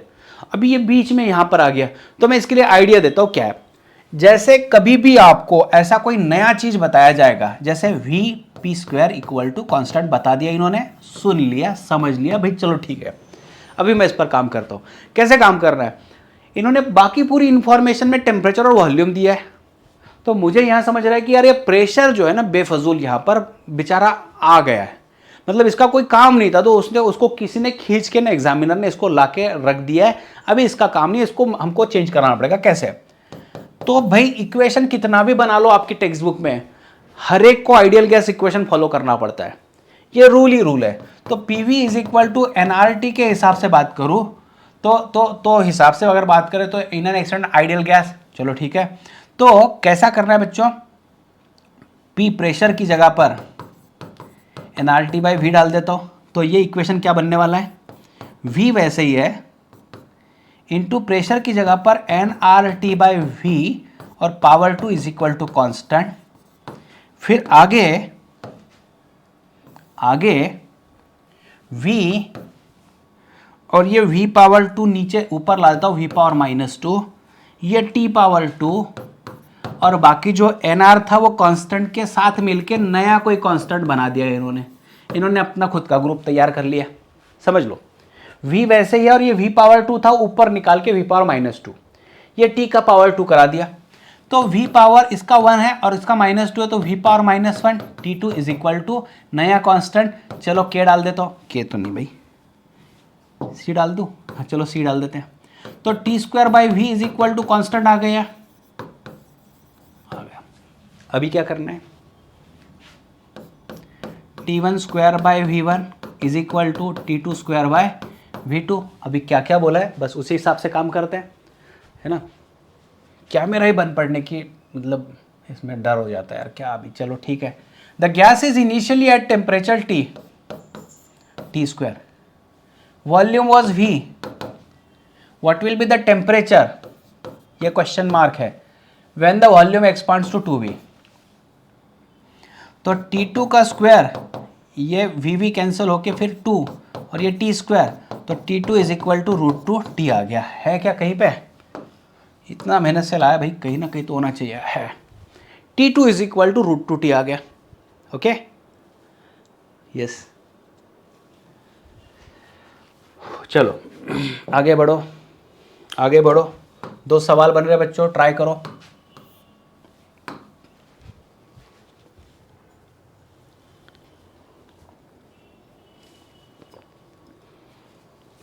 अभी यहां क्या बनने वाला है, 2 vessels separately contains 2 ideal gases, 2 ideal gas अलग अलग है, A and B at the same temperature, at the same temperature, okay, at the same temperature इसने सही बना दिया। Pressure of A is being twice that of B, pressure of A is twice pressure of B, एक चीज हो गई है। और सेम टेम्परेचर है तो TA is equal to TB, जो बताया मैं लिख रहा हूँ यहाँ पर। 2 आइडियल गैस, देखो 2 अलग अलग आइडियल गैस है, 2 अलग अलग आइडियल गैस है। Pressure of A being okay, under such condition the density of A is found to be 1.5 times density of B। Ratio of molecular weight of A to of B, ये question mark पूछा गया। अभी कैसा करना है, तो देखो जब इतना सारा चीज दिया होता है ना, तो आइडियल गैस ही काम करता है आपके सिलेबस में यूजुअली। तो कैसे करना है, देखो यार हमारा टारगेट जो है वो ये है कि हमें परसेंटाइल बढ़ाना है, एनी हाउ अच्छे से अच्छा कॉलेज मिलना है, ताकि जो जिंदगी है वो संवर जाए। आप एक बार अच्छे कॉलेज में चले गए, टॉप लेवल में चले गए, तो मतलब वहां से आ गए तो भाई आपका लाइफ है वो अच्छा बनना है। तो अभी मैं बता रहा हूँ बच्चों, ये 40-45 डेज वाला जो मेहनत होगा ना, वो बहुत काम करने वाला है, बहुत काम करने वाला है। मतलब पूरा आपका 11th-12th का पूरा साल एक साइड पे, और ये जो आने वाला 45 डेज वाला जो है वो बहुत इंपॉर्टेंट है। तो इसमें हार नहीं मानना है। इसमें आपको लग रहा होगा किसी बच्चे को कि यार ये टफ जा रहा है, ये दिमाग के ऊपर से जा रहा है, फिर से सुनो, फिर से समझो, रिवाइज करो, रिपीट करो, ये चीज करना पड़ेगा आपको। तो अगर ऐसा थोड़ा करते हो तो डेफिनेटली रिजल्ट मिलने वाला है। तो मैं यहां देखो, प्रेशर है, टेम्परेचर है, डेंसिटी, तो डेंसिटी जब आ जाए तब क्या करना है, तो मैं आइडियल गैस का इक्वेशन बताऊं। PV इक्वल टू nRT था, तो PV N का मतलब mass of a gas by molar mass, RT है, तो P volume by mass is equal to RT by MO डाल देता हूं। और देखो mass by volume was density, तो ये RT बाय MO आ गया। तो प्रेशर और डेंसिटी से रिलेटेड मैंने यहां इक्वेशन ला दिया। अभी इन्होंने क्या क्या बताया उस हिसाब से हम बात करते हैं। इन्होंने प्रेशर, टेम्परेचर और डेंसिटी के रिलेशंस, तो टेम्परेचर भी सेम दिया है और क्वेश्चन इज अबाउट M, तो P MO by rho is equal to RT is equal to constant आएगा बच्चों ये। तो मैं भी इक्वेशन लेता हूँ, तैयार करता हूँ। इक्वेशन कैसे तैयार करना है समझ लो। PA molar mass of A, molar mass of A, अभी MO लिखना है तो MO ऑफ A, तो इतना नहीं, density of A is equal to RT है, इज इक्वल टू दूसरे का PB MB रो भी आ जाएगा, PB MB रो भी आ जाएगा। तो देखो क्या करना है, हाँ PA equal to twice PB, PA equal to twice PB, तो ट्वाइस ऑफ PB, MA पता नहीं है, rho A is 1.5, rho B is equal to, तो भाई यहां पर भी PB आ गया, यहां MB है, यहां पर रो B है।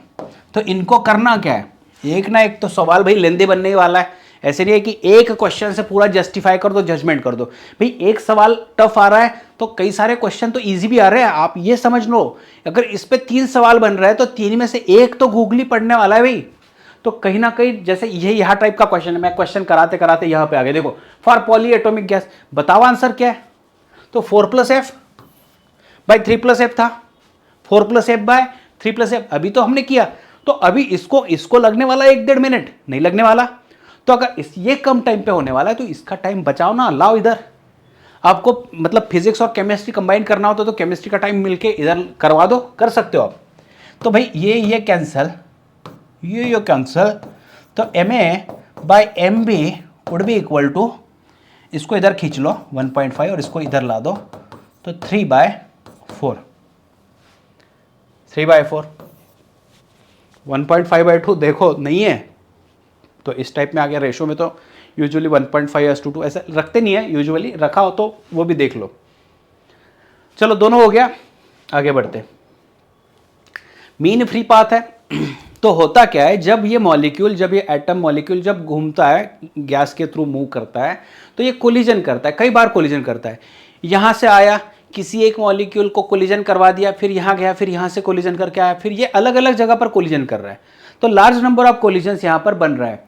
तो क्या हो रहा है बच्चों, 2 सक्सेसिव कोलिजन के बीच में ये स्ट्रेट लाइन पाथ फॉलो किया है, उसको कहते हैं फ्री पाथ। ये जो पाथ है बिटवीन 2 सक्सेसिव कोलिजन, जैसे B और C, ये 2 कोलिजन के बीच का पाथ है, स्ट्रेट लाइन है, लेकिन ये हर एक पाथ अलग अलग है, हर एक का पाथ अलग अलग है। तो इस पाथ को λ1, इसको λ2, इसको λ3, λ4, λ5, λ6 ऐसे करवा दिए। तो ऐसे जितना कोलिजन होगा सारा का सारा फ्री पाथ ऐड करवा दो, λ1, λ2, λ3 सो ऑन, डिवाइडेड बाय जितनी बार कोलिजन हुआ होगा उतना नंबर डाल दो। इसे कहा जाएगा मीन फ्री पाथ। इस पर सवाल बनता है तो शायद नहीं बनता है, अभी तक तो क्वेश्चन मुझे नहीं दिखा है इस पर।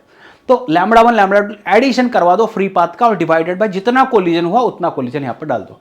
लेकिन जो सवाल बनने वाला है वो इस पर बनने वाला है, इस पर बनने वाला है। यस, मीन फ्री पाथ, इस पर कई बार नीट में, जेई में, सीईटी में क्वेश्चन आए हैं बच्चों, डेफिनेटली आए। तो इसको आपको समझ के रखना पड़ेगा। ये जो मीन फ्री पाथ है, तो जिसे हमने लैम्बडा कहा था 1/√2 अलग से पाई d² n/v, ये इंटेंशनली मैंने लिखा है ताकि आप इसको ज्यादा से ज्यादा अच्छे तरीके से ध्यान में रखो।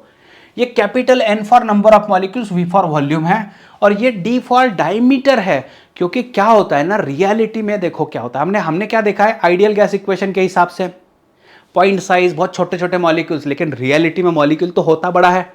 तो उसका डायमीटर यहाँ पे स्टडी में लिया गया है, और डायमीटर की वजह से इसका आंसर चेंज होने वाला है। तो गॉट इट, डायमीटर है। तो इसमें क्वेश्चन जो होगा ना, आपको फॉर्मूला बेस्ड क्वेश्चन पूछा जाता है। कई बार क्या होता है, स्मॉल n बताया जाता है कि भाई let small n is number of molecules पर यूनिट वॉल्यूम। अभी आप बोलोगे sir n was number of moles, small n was number of moles. ठीक है, वो इक्वेशन के हिसाब से। अभी ये एग्जामिनर की मर्जी, उन्होंने अगर कैपिटल N/V की जगह पर स्मॉल n इस्तेमाल करो बोला तो आपको यहाँ पर दिखना चाहिए। ठीक है, ये चीज़ आ गई। ये थोड़ा एडिशनल कॉन्सेप्ट दिया मैंने। PV इक्वल टू NRT, तो N equal to N/NA, R/NA is a Boltzmann constant होता है। तो R/NA बोल्ट्जमैन कांस्टेंट 1.3 × 10⁻23। तो इसको फिलहाल करने की ज़रूरत नहीं है, ये इसको अभी तो फिलहाल करने की ज़रूरत आपको नहीं पड़ेगी बच्चों। तो ये N/V जो है ना, number of molecules upon volume, तो इसको RT/NA × P और R/NA की जगह पर KB, तो इसका रिप्लेसमेंट दे देना है। तो रिप्लेसमेंट देने की वजह से क्या हुआ, जहाँ N/V दिख रहा था वहाँ पर बोल्ट्जमैन कांस्टेंट टेम्परेचर और प्रेशर ऊपर चला गया। तो ये एडिशनल पार्ट यहाँ पर मैंने ला के रख दिया, इस पर अभी दिमाग लगाओ ना लगाओ, लेकिन क्वेश्चन आपका टेक्स्ट बुक के हिसाब से तो यहां पर आपका बनने वाला है, डायरेक्ट स्ट्रेट फॉरवर्ड क्वेश्चन आता है। हाँ, नंबर ऑफ मोल्स को मैंने लिया है, मास of gas divide by molar mass, number of molecules divided by Avogadro's number, या एवोगाड्रोस नंबर 6.022 10^23 पर मोल, आपको पता है। अच्छा, एक चीज समझ लो जो दिक्कत आती है, हम जो है kinetic theory of gas, soon low, gas तो गैस में होता है क्या, molar mass of oxygen gas, oxygen नहीं बोला, ऑक्सीजन गैस, तो 32। बच्चा गड़बड़ी में क्या कर देता है ना, ऑक्सीजन का मोलर मास 16 रख देता है, लेकिन ऑक्सीजन गैस मतलब O2 के बारे में बात कर रहे हैं, ऑक्सीजन गैस मतलब O2 के बारे में बात कर रहे हैं, हाइड्रोजन गैस मतलब H2 के बारे में बात कर रहे हैं, इसलिए 2 ग्राम पर मोल। नाइट्रोजन गैस का मतलब N2 के बारे में बात कर रही है, यह चीज समझ रही है, nitrogen is not, molar mass of nitrogen बिल्कुल नहीं है, हमारा पूरा चैप्टर गैस पर है, तो आपके वहां पे आगे वर्ड यूज करेंगे गैस, ये वर्ड यूज किया, अगर गैस वर्ड नहीं यूज होता है तो फिर ठीक है, नाइट्रोजन 14, तो वो उस समय ठीक था, लेकिन नाइट्रोजन गैस के लिए 28 लेना पड़ेगा नंबर। हेलियम, भाई हेलियम गैस बताए या ना बताए, तो हेलियम तो इनर्ट है, तो ये जो है इसका नंबर नहीं चेंज होने वाला। तो बच्चों इस पर मैं बोलूं आपको प्रिकॉशन लेना पड़ेगा, यस, ये इंपॉर्टेंट है भाई, इसको ध्यान में रखो, यस। क्योंकि क्या होता है, कई बार हमारा फॉर्मूला लर्न हो जाता है, फिर बोलते हैं यार सिली मिस्टेक हो गया, मेरा नंबर रखते हुए कैलकुलेशन गड़बड़ हो गया, मैंने मतलब 16 लिया, 32 लेना था, मैंने समझा ही नहीं कि ऑक्सीजन गैस था, ऑक्सीजन का मैंने मोलर मास रखा है, तो ऐसे नहीं चलेगा है। 100% अगर कमाना है तो भाई ये सारी चीज़ें आपको ध्यान में रखनी पड़ेगी, तो प्रिकॉशन लेना ही पड़ेगा। सम इंपॉर्टेंट इक्वेशंस, तो ये इक्वेशंस जो है ये आपने ऑलरेडी लर्न कर चुके हैं, या आपका ऑलरेडी टेक्स्ट बुक में बोर्ड में हो चुका है। जैसे pressure of a gas is 1/3 rho VRMS², pressure of a gas 1/3, देखो इस पे सवाल जो बनता है ना डायरेक्ट फार्मूला बेस्ड बनता है, इसमें कोई दिमाग लगाने की जरूरत नहीं होती है। तो प्रेशर 1/3 रो VRMS², इससे RMS स्पीड जो था √3p/ρ, मैंने अभी बोला, हमने वो RAM, जय श्री राम है ना, RAM राम जय श्री राम कर दिया था, तो RAM गॉट इट, RAM, तो RAM यस, RMS स्पीड यहां पर √3p/ρ ऐसी आती है बच्चों। अभी काइनेटिक एनर्जी ऑफ गैस, इसका डेरिवेशन, इसका प्रूफ जो होता है वो आप टेक्स्ट बुक से पढ़ लो, इसकी अभी जरूरत एक्चुअल में देखा जाए तो नहीं है, अगर करना ही हो तो मैं नॉमिनल दिखा देता हूं, फिर निकाल देता हूं इसको। तो जैसे बच्चों देखो P था 1/3, density is mass by volume, VRMS का स्क्वायर तो V² में डाल देता हूँ, thrice of PV is equal to M, V² करवा देता हूँ, फिर 3/2 PV is equal to 1/2 M V² करवा देता हूँ। कहाँ से कर रहे हो यार, तो मतलब ये 3 इधर आ गया, ये वॉल्यूम इधर आ गया, तो थ्राइस PV आ गया, और ये क्या है बच्चों, ये काइनेटिक एनर्जी ऑफ गैस है 3/2 PV। तो अभी ये डेरिवेशन का समय बिल्कुल नहीं है, जो सवाल बनते हैं बनने वाले उस पर मैं ज़्यादा फोकस करने वाला हूँ। तो kinetic energy of gas 3/2 PV, इसको ध्यान में रखो। और उसके आगे वाला सवाल जो बनता है, जो ऑलरेडी एग्जाम में आया है, kinetic energy per unit volume, kinetic energy of gas 3/2 PV, kinetic energy per unit volume, तो वॉल्यूम से डिवाइड कर दो, 3/2 P आ जाएगा। ये समझ में आ रहा है। अभी PV को अगर nRT से रिप्लेस करा दिया जाए, यही एक इक्वेशन को ध्यान में रखना है, तो PV को अगर nRT से रिप्लेस कर दिया जाए तो यह आ गया, उसके आगे वाला सवाल बन जाता है, नंबर ऑफ मोल से डिवाइड कर दो, तो काइनेटिक एनर्जी पर मोल आ जाएगा। पर मोल और पर मॉलिक्यूल में बहुत फर्क है भाई, पर मोल के बारे में बात कर रहे हैं, पर मोल, एक मोल में एवोगाड्रोस नंबर वाला है ना मॉलिक्यूल्स होता है, तो यहां पर देखो पर मोल हम लोग बात कर रहे हैं 3/2 RT, 3/2 क्या RT। उसके आगे देखो kinetic energy of gas 3/2 nRT था, n को हमने n/na कर दिया RT, तो 3/2 n kBT, ये वापस से इक्वेशन आ गया काइनेटिक एनर्जी ऑफ गैस का। मतलब वही चीज चल रही है, PV को nRT, और n जो था अगर आपको पता है n/na, और R/na का मतलब kB आता है। अभी इसमें नंबर ऑफ मॉलिक्यूल्स है, तो काइनेटिक एनर्जी पर मॉलिक्यूल और kinetic energy of A molecule 3/2 kBT। हमें सबसे ज्यादा इस्तेमाल होने वाला है, इसका इस्तेमाल होने वाला और इसका इस्तेमाल होने वाला है। दोनों फॉर्मूले में बच्चे कंफ्यूज हो जाते हैं। तो भाई ये जो है ये है फॉर 1 मोल और ये है फॉर 1 मॉलिक्यूल। जब मोल आता है तो आर आता है, जब मॉलिक्यूल आता है तो भाई बोल्ट्जमैन आता है। जब 1 मोल वाला कॉन्सेप्ट आएगा आर आएगा, और जब मॉलिक्यूल वाला कॉन्सेप्ट आएगा, है ना, तो के भी आएगा, बोल्ट्जमैन कांस्टेंट आएगा। इस पे ध्यान रखना है। देखिए ये 1 मोल था 6.022 10⁻23 मोल वाला कॉन्सेप्ट था, इतना भी ध्यान में मत रखो। 1 मोल 3/2 RT। 1 मॉलिक्यूल, मोल और मॉलिक्यूल स्पेलिंग मिस्टेक नहीं बन रहा है, मोल और मॉलिक्यूल, मॉलिक्यूल 3/2 KBT। गड़बड़ नहीं कर रहा है, सही चल रहा है। दिमाग को शांत रखो, टेम्परेचर हाई रखो लेकिन प्रेशर लो रखो, तब जाके आइडियल गैस बनोगे, तब जाके आइडियल स्टूडेंट बनोगे। हाँ यस, आगे बढ़ो बच्चों। Assuming the expression for pressure exerted by gas, it can be shown that pressure is ideal gas equation के हिसाब से। देखो in terms of kinetic energy बोला है, तो अभी हमने बोला बताया काइनेटिक एनर्जी 3/2 PV, तो pressure can be equal to 2/3 और डिवाइडेड बाई V। तो क्या होगा 2/3 2/3 ऑफ kinetic energy per unit volume of a gas. Answer मिल चुका है। 11th number, if kinetic energy per unit volume, तो 3/2 P आ गया। Kinetic energy per unit volume of an ideal gas equation is E। Kinetic energy per unit volume is E। अभी तो देखा है kinetic energy per unit volume, तो यही चीज चल रही थी ना, यही तो चीज चल रही है। देखो इसी को तो 3/2 P दिखता। चलो यहाँ नहीं लाता हूँ क्योंकि ये PDF आपके पास आ जाती है, फिर कंफ्यूज हो जाएगा कैसे आया, कहाँ से आया, क्यों आया। तो बच्चों क्वेश्चन पूछा गया है प्रेशर 2E/3।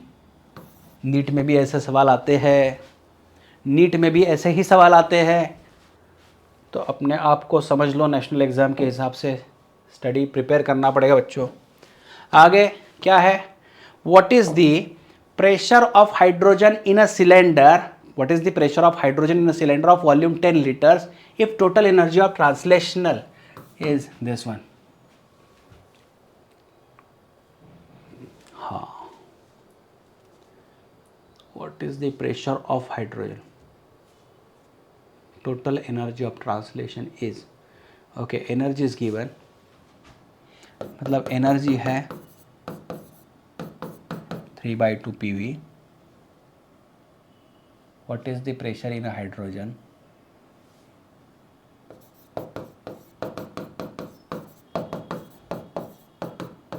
वॉल्यूम कितना है, तो volume is 10 litre,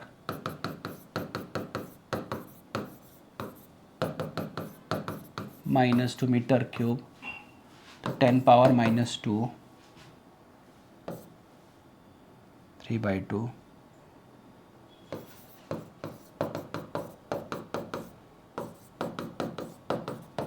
P 5 into 10 power. अच्छा ये इधर जाके इधर प्लस हो गया, 5 10 पावर ए होना चाहिए इसका आंसर, राइट। तो what is the pressure of hydrogen in cylinder, ठीक है। तो energy of a gas was 3/2 PV, तो प्रेशर 3/2 PV, 3/2 PV, तो प्री है, वॉल्यूम कितना है, तो 10 लीटर है, तो 10 × 10 1 लीटर इज 10⁻³ मीटर क्यूब, तो 10⁻³ और ये 10 ये कन्वर्ट करा दिया मैंने। तो बस अभी कैलकुलेट ही करना था बच्चों, जैसे कैलकुलेशन आ गया यहाँ पर। फिर देखो perfect gas off n molecules, each of masses am moving with velocity so and so and it is vessel volume V, the pressure exerted by gas, density की टर्म में दे तो 1/3 रो VRMS का स्क्वायर होता था। तो VRMS को कुछ इस तरीके से भी हम लोग बता सकते हैं। अच्छा आप बोलोगे 1/3 है तो रो मास अपॉन वॉल्यूम, तो यही पढ़ लेते हैं। तो भाई देखो क्या है, मॉलिक्यूल ईच ऑफ मास बोला है इन्होंने, हमने पहले रूल बना दिया था। यहाँ पर स्मॉल m जो है मास ऑफ ईच मॉलिक्यूल है, लेकिन यहाँ पर n मॉलिक्यूल्स है। मतलब अगर ये सही होता तो इस तरीके से होता, नंबर ऑफ मॉलिक्यूल्स ईच मास, तो मास ऑफ गैस होता, वॉल्यूम होता और फिर VRMS का स्क्वायर होता। अगर ऐसे सवाल का जवाब बनता तो शायद ये करेक्ट था, CRMS VRMS, गॉट इट। लेकिन यहाँ सिंगल बताया, तो ये सिंगल मॉलिक्यूल तो प्रेशर डिसाइड नहीं करेगा, सारे मॉलिक्यूल्स आने चाहिए जितने हैं। तो भाई ये गलत हो रहा है, यहाँ पर लग रहा था कि ये आएगा, नहीं आएगा। अच्छा, फिर यह ऐसा लगा कि सर NM तो यहाँ पर है, तो यहाँ पर स्क्वायर नहीं है बताया भैया, ये कैंसिल हो गया। तो 1/2 रो, यहाँ पर 1/2 आ गया, तो कहीं ना कहीं इन्होंने गड़बड़ करा दी। अच्छा, ये कहाँ से मिलेगा? तो भाई आपका टेक्स्ट बुक में KTG में आपका शुरुआत का वो प्रेशर वाला डेरिवेशन था, उसमें ये सारी चीज़ें आती है। तो आंसर बनने वाला है सी, आंसर बनने वाला है सी। चलो ठीक है। अच्छा, ये कुछ इक्वेशंस है जो आपको लर्न करके रखना पड़ेगा।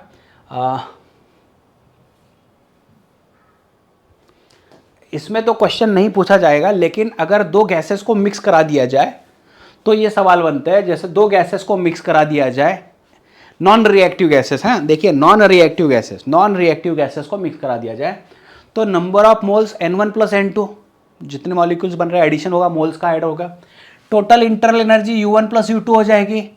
जो मिक्सचर है उसका स्पेसिफिकेट कैपेसिटी, ये एक्चुअल में देखा जाए तो ये थर्मोडायनेमिक्स में कवर होने वाला है, क्योंकि वहाँ इसका काम पड़ने वाला है। तो CV = N1 CV1 + N2 CV2 N1 + N2, gamma CP/CV, ये इसका अलग से फॉर्मूला है, इसको ध्यान में रखो। Pressure P1 + P2, change in internal energy addition हो जाता है CP, जैसे ये एक फार्मूला पता है तो N1 CP1 N2 CP2 / N1 + N2, ये आ गया। मास of a gas N1 M1, मतलब जो N1 मोल वाला था उसका M1 ऐड करा दिया, M1 ले लिया, N2 M2 / N1 + N2। तो इसको पेंडिंग रख दो, ये यहाँ पर नहीं इस्तेमाल होगा, ये अभी फिलहाल पे एक्स्ट्रा में बोल दूंगा, इसको एक्स्ट्रा डाल देता हूँ, नहीं कन्फ्यूजन हो जाएगा, इसको एक्स्ट्रा डाल देता हूँ, अभी नहीं इस्तेमाल करना है। चलो ये एक सवाल कर लेते हैं। A sample of oxygen and sample of hydrogen both have same mass. Sample का मास है, मतलब मास ऑफ गैस सेम है, मास of gas, sample have same mass, molar mass same नहीं है। Volume and pressure same, volume and pressure, okay. The ratio of their absolute temperature is, molecular weight दिया गया है। तो अब इसको किस तरीके से इस्तेमाल किया जाएगा? Volume and pressure, okay, pressure भी सेम है, सेम मास है, सेम वॉल्यूम है, तो how it is related to temperature now? Same mass, volume and pressure, absolute temperature. तो RMS स्पीड की इंफॉर्मेशन अगर बात करूँ तो RMS स्पीड के बारे में कोई इंफॉर्मेशन नहीं है वैसे देखा जाए तो हाँ, PV = nRT, PV = n मतलब M/MO RT। तो डेंसिटी की इंफॉर्मेशन तो नहीं है, ठीक है। तो टेम्परेचर और इससे रिलेट हो रहा है ना, अभी देखो क्या करना है, टेम्परेचर और मोलर मास, तो PV × MO = mRT। तो देखो क्या किया इन्होंने, both have same mass, same volume, same pressure, मतलब P1, प्रेशर हर तरफ सेम है, वॉल्यूम सेम है और मास सेम है, प्रेशर, वॉल्यूम और मास सेम है। तो अभी MO और टेम्परेचर का तो मुझे डायरेक्ट रिलेशन मिल रहा है, यहाँ पर डायरेक्ट मिल रहा है। तो molar mass of oxygen divided by molar mass of hydrogen is equal to temperature of oxygen divided by temperature of hydrogen. अगर लिखता हो तो molar mass of oxygen 32 divided by 2 temperature of oxygen divided by temperature of hydrogen. फिर कितना आ गया बच्चों, temperature of oxygen to temperature of hydrogen 16:1। बस ये आइडियल गैस ने काम करा दिया इसका, ओके। अभी रेडिएशन पर काम करते हैं, रेडिएशन वाला पोर्शन है, ये भी इंपॉर्टेंट है। इसमें कितना बजा, यस अपलोड हो जाएगा टाइम में ये। तो देखो बच्चों क्या होता है, जैसे ये ग्लास स्लैब बोलने से बेहतर है, ये एक पर्टिकुलर मटेरियल है जिस पर रेडिएशन मतलब कौन सा, इलेक्ट्रोमैग्नेटिक वेव में हीट रेडिएशन जो होता था वो मोस्टली इंफ्रारेड होता था। तो इंफ्रारेड के बारे में इस चैप्टर में पूरा बात किया है, लेकिन टेक्निकली बताया हुआ है रेडिएशन से। तो जब रेडिएशन यहाँ इंसिडेंट होता है तो रेडिएशन के पास में जितना एनर्जी हो वो क्यू होता है। इसमें से मान लीजिए थोड़ा बहुत रिफ्लेक्ट हो गया, थोड़ा बहुत जैसे मटेरियल के अंदर से जाते जाते थोड़ा एब्जॉर्ब हो जाएगा, और बचा कुचा जो है ट्रांसमिट हो जाएगा। तो जितना एनर्जी हमने दिया था उसमें से कुछ एब्जॉर्ब हुआ, कुछ रिफ्लेक्ट हुआ, कुछ ट्रांसमिट हुआ। अभी अगर मैं Q से डिवाइड कर देता हूँ, हर तरफ Q डिवाइड कर देता हूँ, तो यहाँ वन आ जाएगा बच्चों, QA divided by Q, absorption coefficient आ जाएगा। देखो क्या होगा, ऐसे होगा ना, ये 1 is equal to QA by Q plus QR by Q plus QT by Q आ गया। तो QA बाई Q को A बोल दिया, QR बाई Q को R बोल दिया, और QT बाई Q को T बोल दिया। तो A plus R plus T is equal to 1 आ गया। इस पे सवाल ऑलमोस्ट अभी तक तो कुछ नहीं आते, पुराने CET में मतलब आते थे, लॉकडाउन के पहले वाले मतलब काफ़ी बार आते थे। ये रेडिएशन जब अलग था तो तब तो बिल्कुल बहुत सारे आते थे। तो अभी देखो बच्चों, ये डाइथर्मियनस अथर्मियनस दो चीज़ें हैं, कई बार मतलब डेफिनेशन पूछी जाती है। जैसे आपके टेक्स्ट आपके बोर्ड में आया था ये क्वेश्चन, ये बोर्ड में मतलब MCQ में आया था, मल्टीपल चॉइस क्वेश्चन में। Yes, diathermanous heat radiation can pass. Diathermanous वो होते हैं जो हीट रेडिएशन को पास करते हैं। एथर्मियनस जो होता है वो डू नॉट पास, नहीं पास करता है रेडिएशन को इजीली। तो इसमें देखो ये क्या है, can pass, so coefficient of transmission not equal to 0, can पास।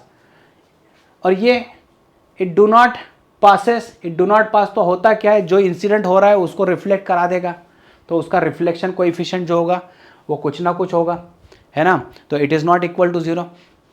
तो इसमें क्या है, the substance neither good absorber not reflector, ये जो होता है। और जो अथर्मियनस होता है, it is a perfect reflector, poor absorber and poor transmitter. तो ये A और T से समझ में आता है बच्चों, absorption, reflection, transmission, got it. तो ये पास ही नहीं कर पा रहा है तो एब्सॉर्प्शन का मसला ही नहीं भाई। इधर जब मटेरियल के अंदर जब रेडिएशन जाएगा तब एब्सॉर्प्शन वाली चीज़ वहाँ पे होने वाली है। चलो इसको ध्यान में रख लेना। आ गया, ब्लैक बॉडी पर काम होता है। अभी इसका ये फेरिस ब्लैक बॉडी है, ये बताया कैसे बनाया था। देखो डबल चेम्बर्ड था, ऐसे हॉलोस्पेरिकल पार्ट में था और यहाँ कोनिकल प्रोजेक्शन था। एक्चुअल में ये ब्लैक बॉडी है, लेकिन स्क्रीन ब्लैक होने की वजह से इसको वाइट करा दिया, तो ये वाइट बॉडी नहीं बनेगा, ये ब्लैक बॉडी का ही डायग्राम है, लेकिन यहाँ वाइट में दिखाया। ठीक है, ये सिल्वर पॉलिश, ये सारी चीज़ें आप लिखते हो 2 मार्क्स के लिए बनाते हो। तो एक्चुअल में क्या होता है, देखो लैंप ब्लैक जो होता है, मतलब जो दिया हम लगाते हैं भगवान के पास में, तो उसमें से जो कार्बन पार्टिकल्स जब निकलते हैं तो वो कहीं ना कहीं जमा होता है, सेचुरेट होता है। That carbon black is assume to be a perfectly black. Perfect तो होता ही नहीं कुछ, but it is assume to be a black body. Black body की स्पेशलिटी क्या होती है, तो हमने यही चीज़ सुनी है कि भाई ब्लैक बॉडी जो होता है it is a good absorber. लेकिन इस चैप्टर में आपको बताने वाला हो, the thing which is good absorber must be a good emitter also. ये दोनों चीज़ें होनी चाहिए, तब जाकर वो ब्लैक बॉडी बनती है यहाँ पर। तो ऐसा कोई आइडियल ब्लैक बॉडी नहीं मिला था, तो फेरिस ने क्या किया, ये ऐसे अंदर वाला चेंबर जो था उसको पूरा लैंप ब्लैक करवा दिया। और जब रेडिएशन यहाँ से अंदर आता है तो ये कोनिकल प्रोजेक्शन इसीलिए लगवाया था कि ये वापस ना चला जाए, है ना। एक बार अंदर आ गया तो यहाँ रिफ्लेक्शन मिल गया, मान लीजिए 99% यहाँ पर एब्सॉर्प्शन हो गया, बचा कुचा इधर आया, फिर एब्सॉर्प्शन हो गया, बचा कुचा हो रहा है। मतलब ये एक बार अंदर चला गया, है ना, तो यहाँ अंदर चला गया तो ये वापस कहीं पर रिपीट नहीं आने वाला है। तो it is assume to be a perfect black body. लेकिन इस पर अगर सवाल आ जाए तो ये जो ओपनिंग है, yes, effective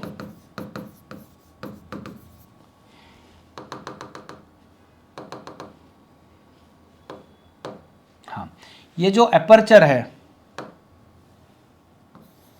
yes, it is assumed to be effective area of black body।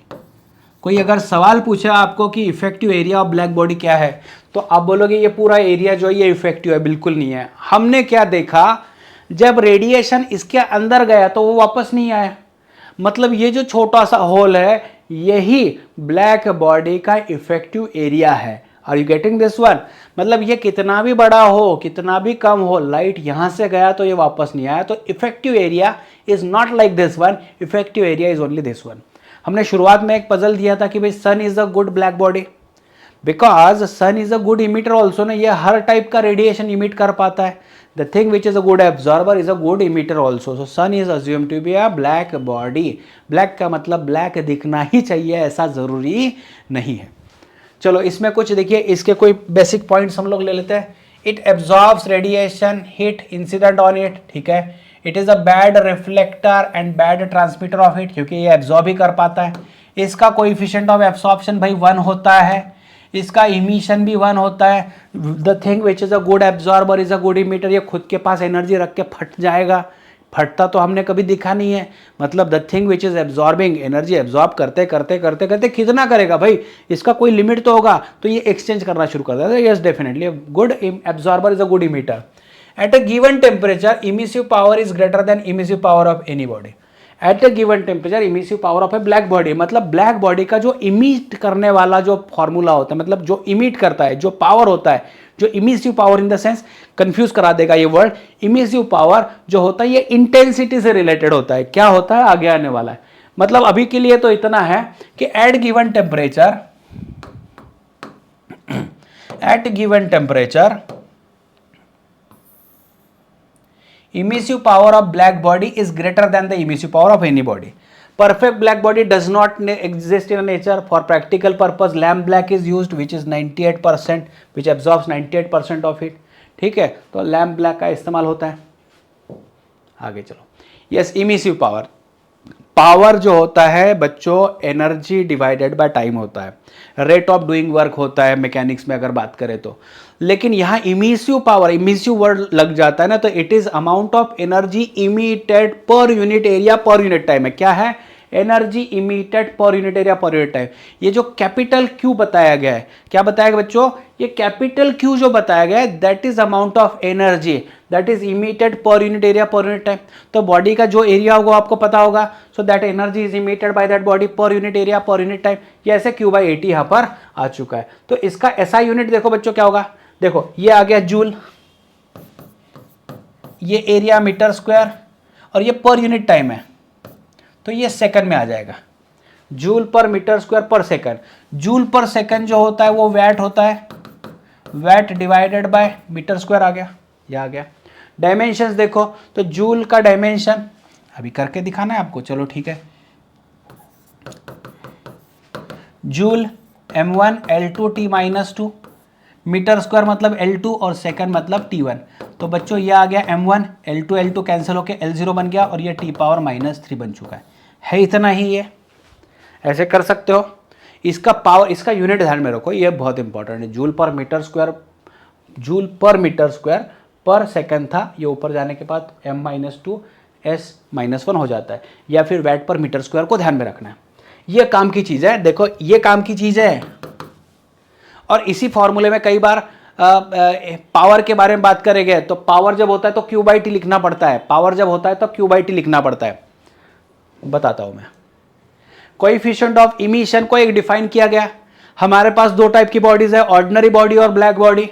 आपको पता है ब्लैक बॉडी का इमिसिव पावर सबसे ज्यादा होता है, इमिसिव पावर ब्लैक बॉडी का ज्यादा होता है। तो emissive power of a ordinary body to black body, इस रेशियो को कोएफिशिएंट ऑफ इमिशन बताया गया है। ठीक है, तो इमिसिव पावर को यहाँ लाया है। तो ये 3 नंबर पे अगर कोई कॉन्सेप्ट बेस आ जाता है क्वेश्चन, तो देखिए for perfect black body E = 1, absorber is equal to good emitter होता है, emissive power equal to 0, coefficient of emission is 0 for perfect reflector. और बाकी जो ऑर्डिनरी बॉडी जो होती है वो 0 और 1 के बीच में कहीं ना कहीं होती है। E is larger for rough surface, जितना रफ सरफेस होगा उस पर एब्सॉर्प्शन ज्यादा होगा, उतना इमिशन भी ज्यादा होगा। E is a smaller for smooth और पॉलिश्ड सरफेस। ठीक है, आगे देखो बच्चों, ये किरचॉफ्स लॉ, इसका भी सवाल आपको बोर्ड में आता है ना, इसका प्रूफ करना था आपको। तो ये इसका रिजल्ट जो है मैं बता देता हूँ, अभी तो कोई दिक्कत नहीं है। Coefficient of absorption equal to coefficient of emission, coefficient of absorption equal to coefficient of emission, A = E। ठीक है, तो coefficient of absorption equal to coefficient of emission यहां पर बन चुका है। आगे बढ़ो, जो ये देखो, ये एक ब्लैक बॉडी स्पेक्ट्रम है। इस स्पेक्ट्रम पे जो सवाल बनते हैं वो सवाल पर हमें काम करना पड़ेगा। ये क्या है देखो, एक्स एक्सिस पर यहां पर अगर बात करें तो ये वेवलेंथ से रिलेटेड है, और वाई एक्सिस पर जो है रेडिएंट पावर। देखो रेडिएंट पावर, रेडिएंट पावर मतलब amount of energy emitted, actually emissive power होना था इसका मतलब, amount of energy emitted per unit area per unit time था। तो ये चीज यहां पर ला लिए। इसमें देखो कुछ चीजें नोट करनी है, कोई चीजें नोट करनी है, और नोट करने वाली चीज क्या है वो देख लो। सबसे पहले तो मतलब इनको धन्यवाद दे दो, इनकी वजह से ये पढ़ना पड़ रहा है, तो धन्यवाद ही दो भाई, इनकी वजह से पढ़ना पड़ रहा है। लेकिन इनकी मेहनत की वजह से काफ़ी सारी चीज़ें आज है स्पेस साइंस से रिलेटेड, काफ़ी चीज़ों में प्रोग्रेस हुई है। हम किसी अलग प्लैनेट से रिलेटेड अगर बात करें तो उसका टेम्परेचर मेजर कर पाते हैं, क्योंकि इन्होंने इस पर काम किया। तो उसके बाद में विंस ने डिस्प्लेसमेंट लॉ निकाला है, फिर स्टीफन्स फोर्थ पावर लॉ है, ऐसी सारी चीज़ें मतलब रूल आते गए हैं। तो चलो ठीक है, ल्यूमर और फ्रिंगशेम इन्होंने स्टडी किया एनर्जी डिस्ट्रीब्यूशन का ब्लैक बॉडी का है, ब्लैक बॉडी का रेडिएशन ये बताया गया, ब्लैक बॉडी का रेडिएशन बताया। समझ लो, जिस ब्लैक बॉडी में एनर्जी आ रही है, कोई एनर्जी डाल रहा है, या फिर मान लीजिए कोई मेटल रॉड है जिसको मैं गर्म कर रहा हूँ, हीट कर रहा हूँ, तो हीट कर रहा हूँ तो वो एनर्जी एब्जॉर्ब कर रहा है, लेकिन थोड़ी देर बाद रेड हॉट हो जाएगा, येलोइश कलर दिखेगा, ब्लूइश ग्रीन दिखेगा, मतलब ये इमिट भी तो कर रहा है, एब्जॉर्प्शन हो रहा है तो इमिशन भी हो रहा है। Yes, the thing which is absorb, अगर ये एनर्जी एब्जॉर्ब कर रहा है तो ये इमिट भी करने वाला है। तो चलो ये स्पेक्ट्रा क्या है देख लो। इसमें एक चीज आप नोट करो, ये देखो 3000 केल्विन पर ये कर्व, 4000 पर ये ऊपर गया, 5000 पर और ऊपर गया, 5500 पर और ऊपर गया। दूसरी चीज, इसका जो पीक है, ये पीक लेफ्ट साइड में शिफ्ट हो रहा है, ये जो लैम्बडा है ये शिफ्ट हो रहा है लेफ्ट साइड में, तो इसको बताया गया lambda max. Lambda max, lambda max का मतलब क्या हो रहा है वो समझ लो। जैसे मैंने टेम्परेचर बढ़ाया तो वेवलेंथ लेफ्ट में शिफ्ट हो रहा है, वेवलेंथ लेफ्ट में शिफ्ट हो रहा है। इस टेम्परेचर के लिए वेवलेंथ तो भी कम हो रहा है, मैक्स कैसे क्या। तो देखो इस कर्व को देख लेते हैं। इस कर्व में आपको दिखेगा कि इस पर्टिकुलर टेम्परेचर पर अलग अलग वेवलेंथ इमिट हुई थी, अलग अलग कलर इमिट हुए थे। आपने गैस का फ्लेम देखा होगा, गैस को बर्न करने के बाद जो फ्लेम आता है उसमें ब्लूइश ग्रीनिश कलर आते हैं, अलग अलग कलर दिखते हैं। तो अलग अलग कलर है, मतलब कलर तो अलग अलग है, अलग अलग वेवलेंथ है, लेकिन उसमें भी कोई एक स्पेसिफिक प्रोमिनेंट वेवलेंथ होगी कि जो ज्यादा डोमिनेट करती है, वो ज्यादा दिखती है। Are you getting this one. तो इसमें अलग अलग वेवलेंथ को इमिट किया है, अलग अलग वेवलेंथ। तो देखो ये ग्राफ तो हर तरफ फैला हुआ है, तो अलग अलग वेवलेंथ इसने इमिट किया, लेकिन इन सारी वेवलेंथ में इस स्पेसिफिक वेवलेंथ को इसने ज्यादा इमिट किया, मतलब 500 एंगस्ट्रॉम को, नैनोमीटर को इसने ज्यादा इमिट किया। तो देखो कोई भी ग्राफ उठा लो आप, हर एक ग्राफ में अलग अलग वेवलेंथ को इमिट किया है, लेकिन एक स्पेसिफिक वेवलेंथ ज्यादा अमाउंट में इमिट हुआ है। तो इसमें लैम्बडा मैक्स और टेम्परेचर का एक जो रिलेशन बच्चों था, ये बनाया है विंस ने।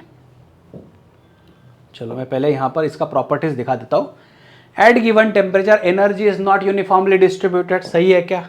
जैसे 3000 केल्विन, 5000 केल्विन, तो 5000 केल्विन पर जो एनर्जी डिस्ट्रीब्यूशन है यहां पर 0 है, लेकिन जैसे आगे बढ़ोगे एनर्जी बढ़ रहा है, यहां पर सबसे ज्यादा एनर्जी इमिट हुआ है, इस वेवलेंथ पर ज्यादा इमिट हुआ है, फिर इस वेवलेंथ पर एनर्जी कम इमिट हुआ है। तो यहां क्या हो रहा है, it is not equally distributed, equally distribute नहीं है, अनइक्वली डिस्ट्रीब्यूटेड। यहां देखो तो यहां तो अलग अलग तरीके से, मतलब ये अलग ही लेवल पर जा रहा है।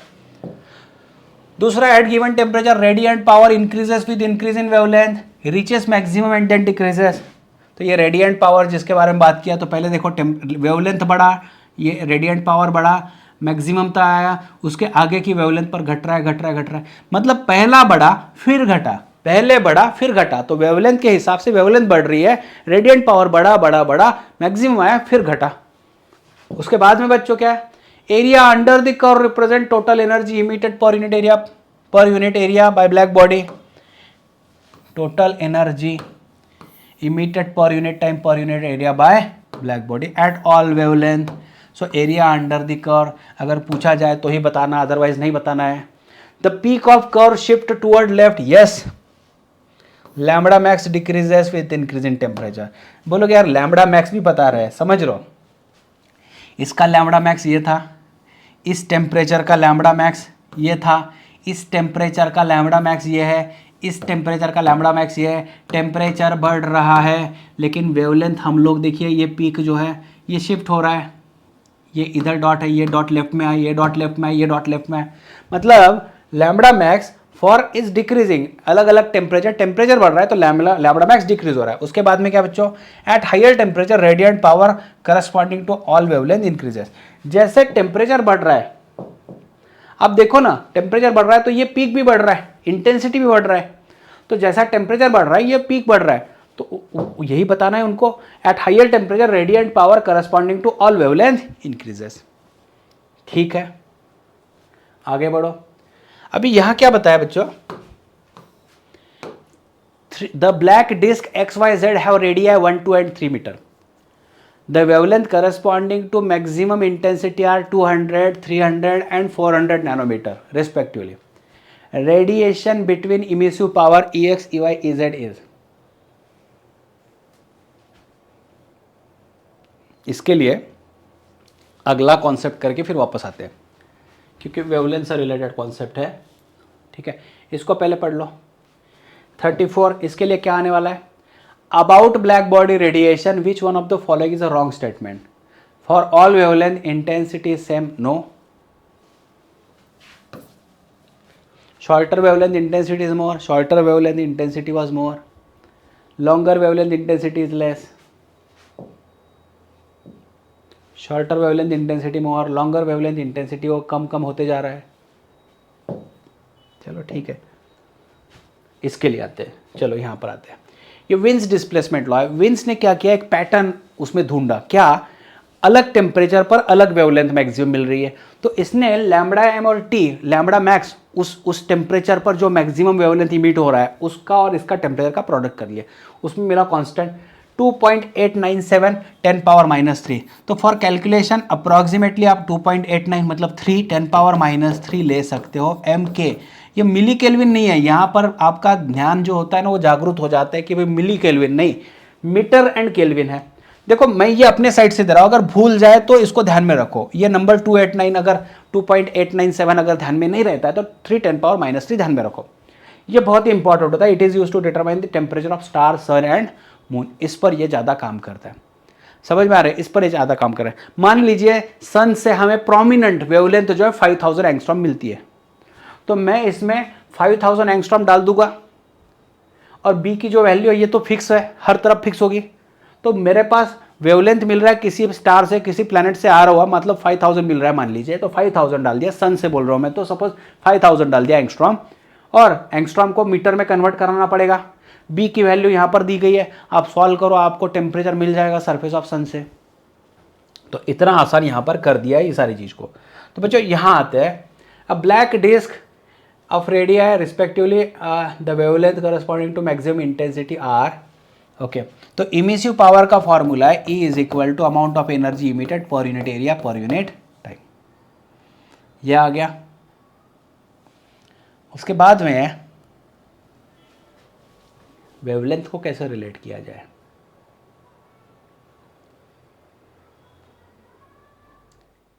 इसमें टेम्परेचर का पावर 4 भी इस्तेमाल करना पड़ेगा। यस, तो इसको अभी वापस से नहीं कर पाएंगे, ये गलत जगह पर आ गया है। चलो इसके बाद आएगा वो, इसके बाद वो सही बनने वाला है, सारे के सारे मतलब लिंक लगने वाले हैं वहाँ पर। स्टीफन का जो स्टीफन्स बोल्ट्जमैन लॉ है ये क्या बताता है, जो इमिसिव पावर है, जो हम लोग एनर्जी इमिटेड, देखिए इस रॉड को मैंने गर्म कर दिया तो इसका इमिसिव पावर क्या है, इसका जितना टेम्परेचर बनेगा उसका 4th पावर। तो इसने बोला, स्टीफन ने बताया कि emissive power is directly proportional to temperature power 4। आपको एक रॉड ले लो, उसको गर्म कर दो, तो गर्म कर दो तो भाई एनर्जी इमिट करना शुरू कर देगा। स्लाइड के सबसे शुरुआत में मैंने रॉड दिखाया था जो गर्म हुआ है। यस, तो it is emitting some energy. तो emissive power energy emitted per unit time per unit second, it is sigma T power 4। Sigma is a Stefan constant which is 5.67 10⁻⁻⁸।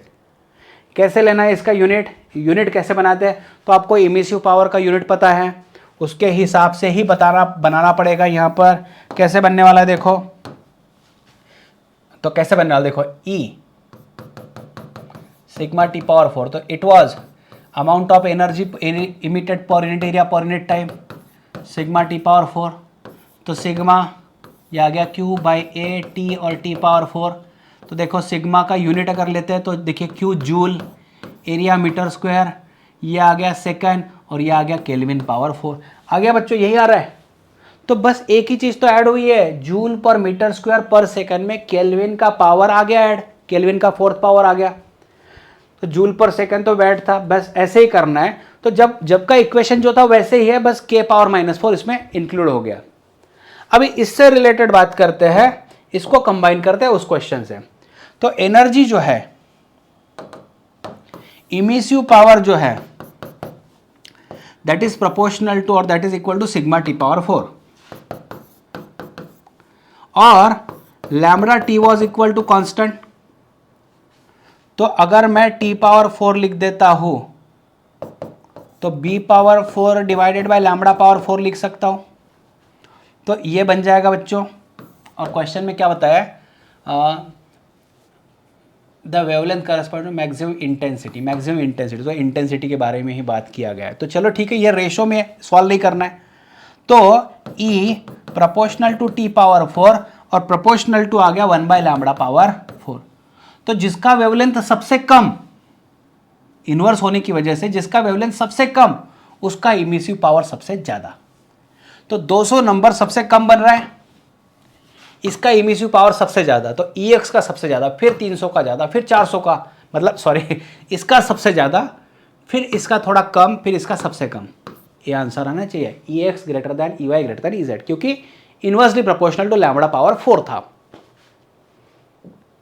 आगे बढ़ो आगे बढ़ो, खत्म करते हैं इसको। तो हाँ, ब्लैक बॉडी का इमिसिव पावर Q/80 हम लेते हैं। अभी इमिसिव पावर Q/80 या फिर सिग्मा टी पावर 4 ब्लैक बॉडी का है, तो Q/80 can be sigma T power 4। Ordinary body में एक रिलेशन देखो, small E was E by capital EB, तो E can be equal to, ये इक्वेशन है, बस E को यहाँ डाल दिया, स्मॉल E को यहाँ डाल, अभी E आ रहेगा, कैपिटल E आ गया, स्मॉल E यहाँ आ गया, EB सिग्मा टी पावर 4 लिख दिया। अभी मैं शॉर्ट बताता हूँ, शॉर्ट में black body sigma T power 4, ordinary body E sigma T power 4, छोटा E आ गया इसमें। अभी क्या होता है देखो, ये थोड़ा सा एक एडिशनल पोर्शन यहाँ पे डाल दिया है। T is the absolute temperature of perfectly black body और T0 टेम्परेचर है सराउंडिंग का। जो बॉडी इमिट करती है वो एब्जॉर्ब भी करेगी और जो एब्जॉर्ब करती है वो इमिट भी करती है। तो होगा क्या, इस बॉडी का टेम्परेचर है T पावर 4, तो ये इमिट कर रही है सिग्मा T पावर 4 के हिसाब से, लेकिन सराउंडिंग का जो टेम्परेचर है T0, तो सराउंडिंग भी तो इमिट करेगा, उसने इमिट की हुई एनर्जी ये एब्जॉर्ब करेगा। तो अभी होता क्या है, ये खुद भी इमिट कर रहा है और एब्जॉर्ब भी कर रहा है। तो ऐसे समझ के चलो, मैं बच्चों को ये एग्जांपल काफी बार देता हूं। मान लीजिए यहां पर बर्तन में कई सारे कॉइन्स है, मैं यहां से 4 रुपए बाहर निकाल रहा हूं और इधर से 2 रुपए, इधर से 1 रुपया ही डाल रहा हूं। मतलब यहां देखिए, ये इमिट भी कर रहा है, दे भी रहा है, उस समय में इसको कुछ मिल भी रहा है। तो क्या हो रहा है, कुछ ना कुछ अगर बात करें तो 4 रुपए दे रहा है, 1 रुपए ले रहा है, मतलब टोटल 3 रुपए का उसमें चेंज हो रहा है। तो देखो क्या होगा, ये इमिट भी करेगा और ये एब्जॉर्ब भी करेगा। इमिशन, इसका टेम्परेचर ज्यादा है तो ये इमिट ज्यादा करने वाला है, लेकिन सराउंडिंग का टेम्परेचर कम था, तो sigma T power T0 power 4 के हिसाब से एब्जॉर्ब करेगा। तो नेट कितना बच्चों, आपने क्या किया, 4 - 1 कर दिया। उसी लॉजिक से net loss of energy per unit area per unit time sigma T power 4 minus T0 power 4। और अगर एनर्जी इमिटेड ऑर्डिनरी बॉडी के लिए होता तो यहां इससे सिर्फ E मल्टीप्लाई कर दो, स्मॉल E मल्टीप्लाई कर दो। तो hopefully you are understanding this things. ये इमिशन चल रहा है, ये एब्सॉर्प्शन चल रहा है, इन दोनों का डिफरेंस नेट मिल रहा है, नेट एनर्जी लॉस। और ऑर्डिनरी बॉडी हो तो यहां पर स्मॉल E से मल्टीप्लाई कर दो। चलो यहां पर आगे क्वेश्चन देखते बच्चों। Two spheres S1 S2 have same radii, radii same है बट टेम्परेचर T1 T2 है। The emissive power is same and the emissivity in the ratio 1:4, then the ratio is, देखिए ऑर्डिनरी बॉडी होगी तो यहां पर E sigma T power 4 लेते हैं। अभी इन्होंने बोला कि इमिसिव पावर इज सेम, तो होगा ऐसे कि E1 sigma T1 power 4 is equal to E2 sigma T2 power 4। Now emissivity ratio दिया है E1 by E2 is equal to now T2 by T1, ये पावर 4 कर देता हूं मैं। तो इमिसिविटी रेशो 1:4 है, इसका पावर 4 होना चाहिए। अभी क्या आएगा, तो देखो स्क्वायर रूट में, हाँ देखो कैसे आएगा ये, इसको अगर मैं पावर 2 निकाल देता हूं, मतलब इज इक्वल टू,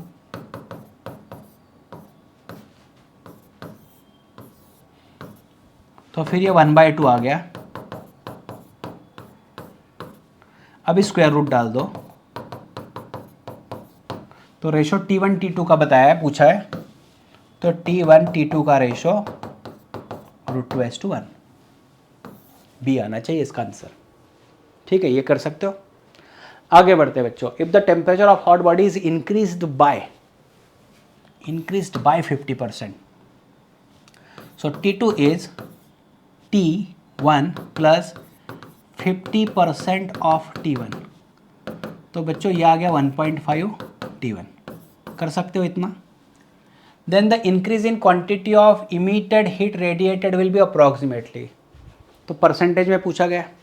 देखो emissive power was directly proportional to temperature power 4, तो मैं लिख दूंगा E2 by E1 is equal to T2 by T1 power 4।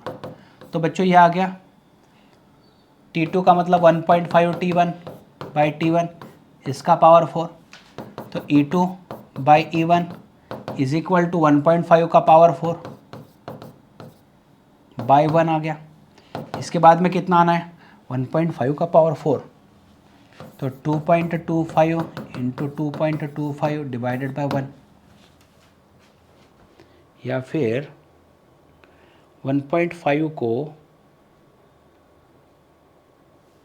अगर मैं 15/10 लेता तो थोड़ा आसान होता शायद, मतलब 1.5 को अगर मैं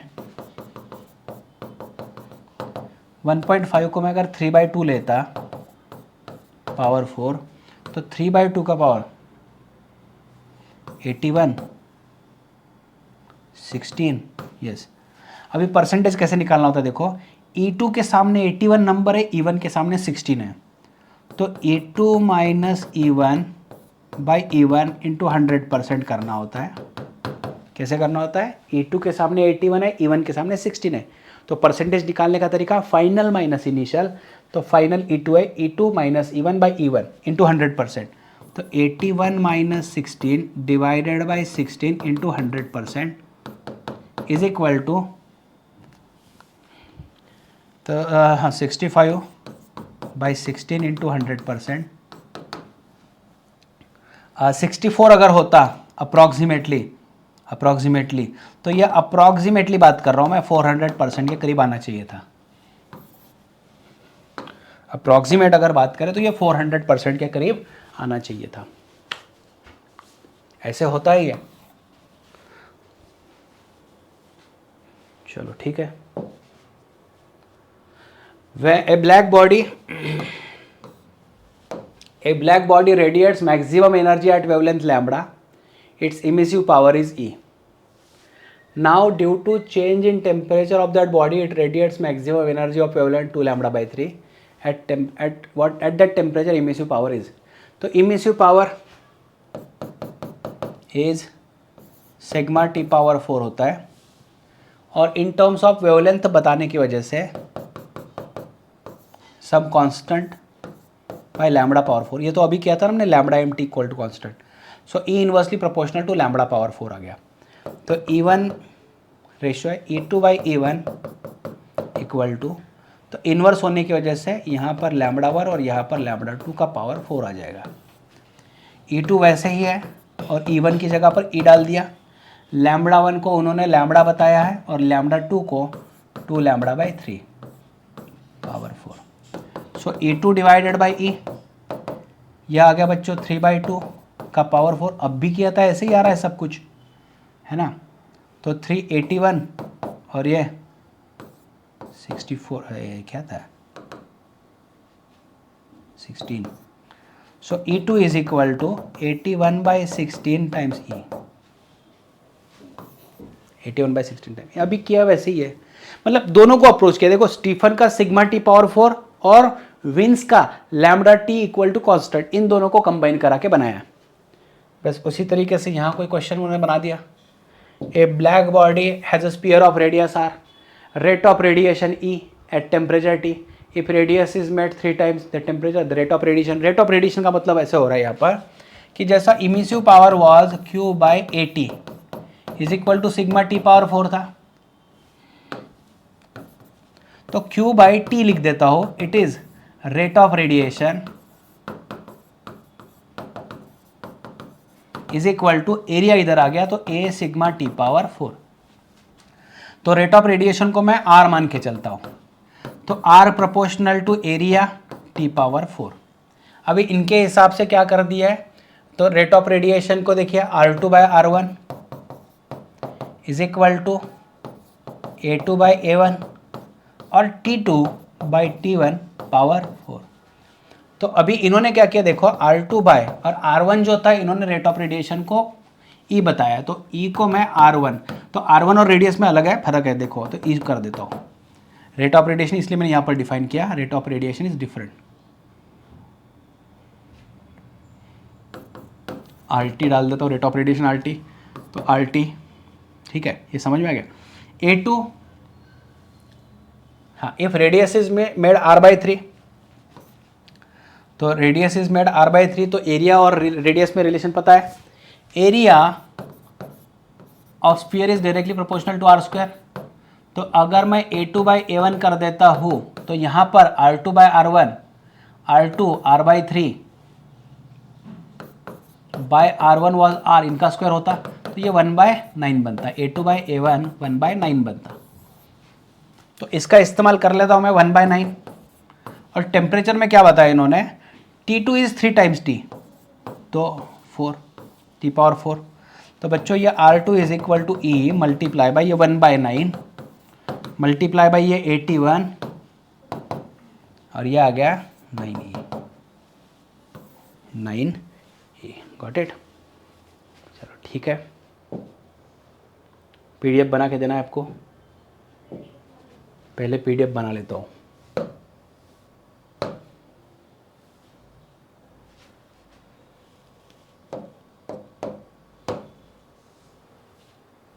यस, चलिए, थैंक यू वेरी मच।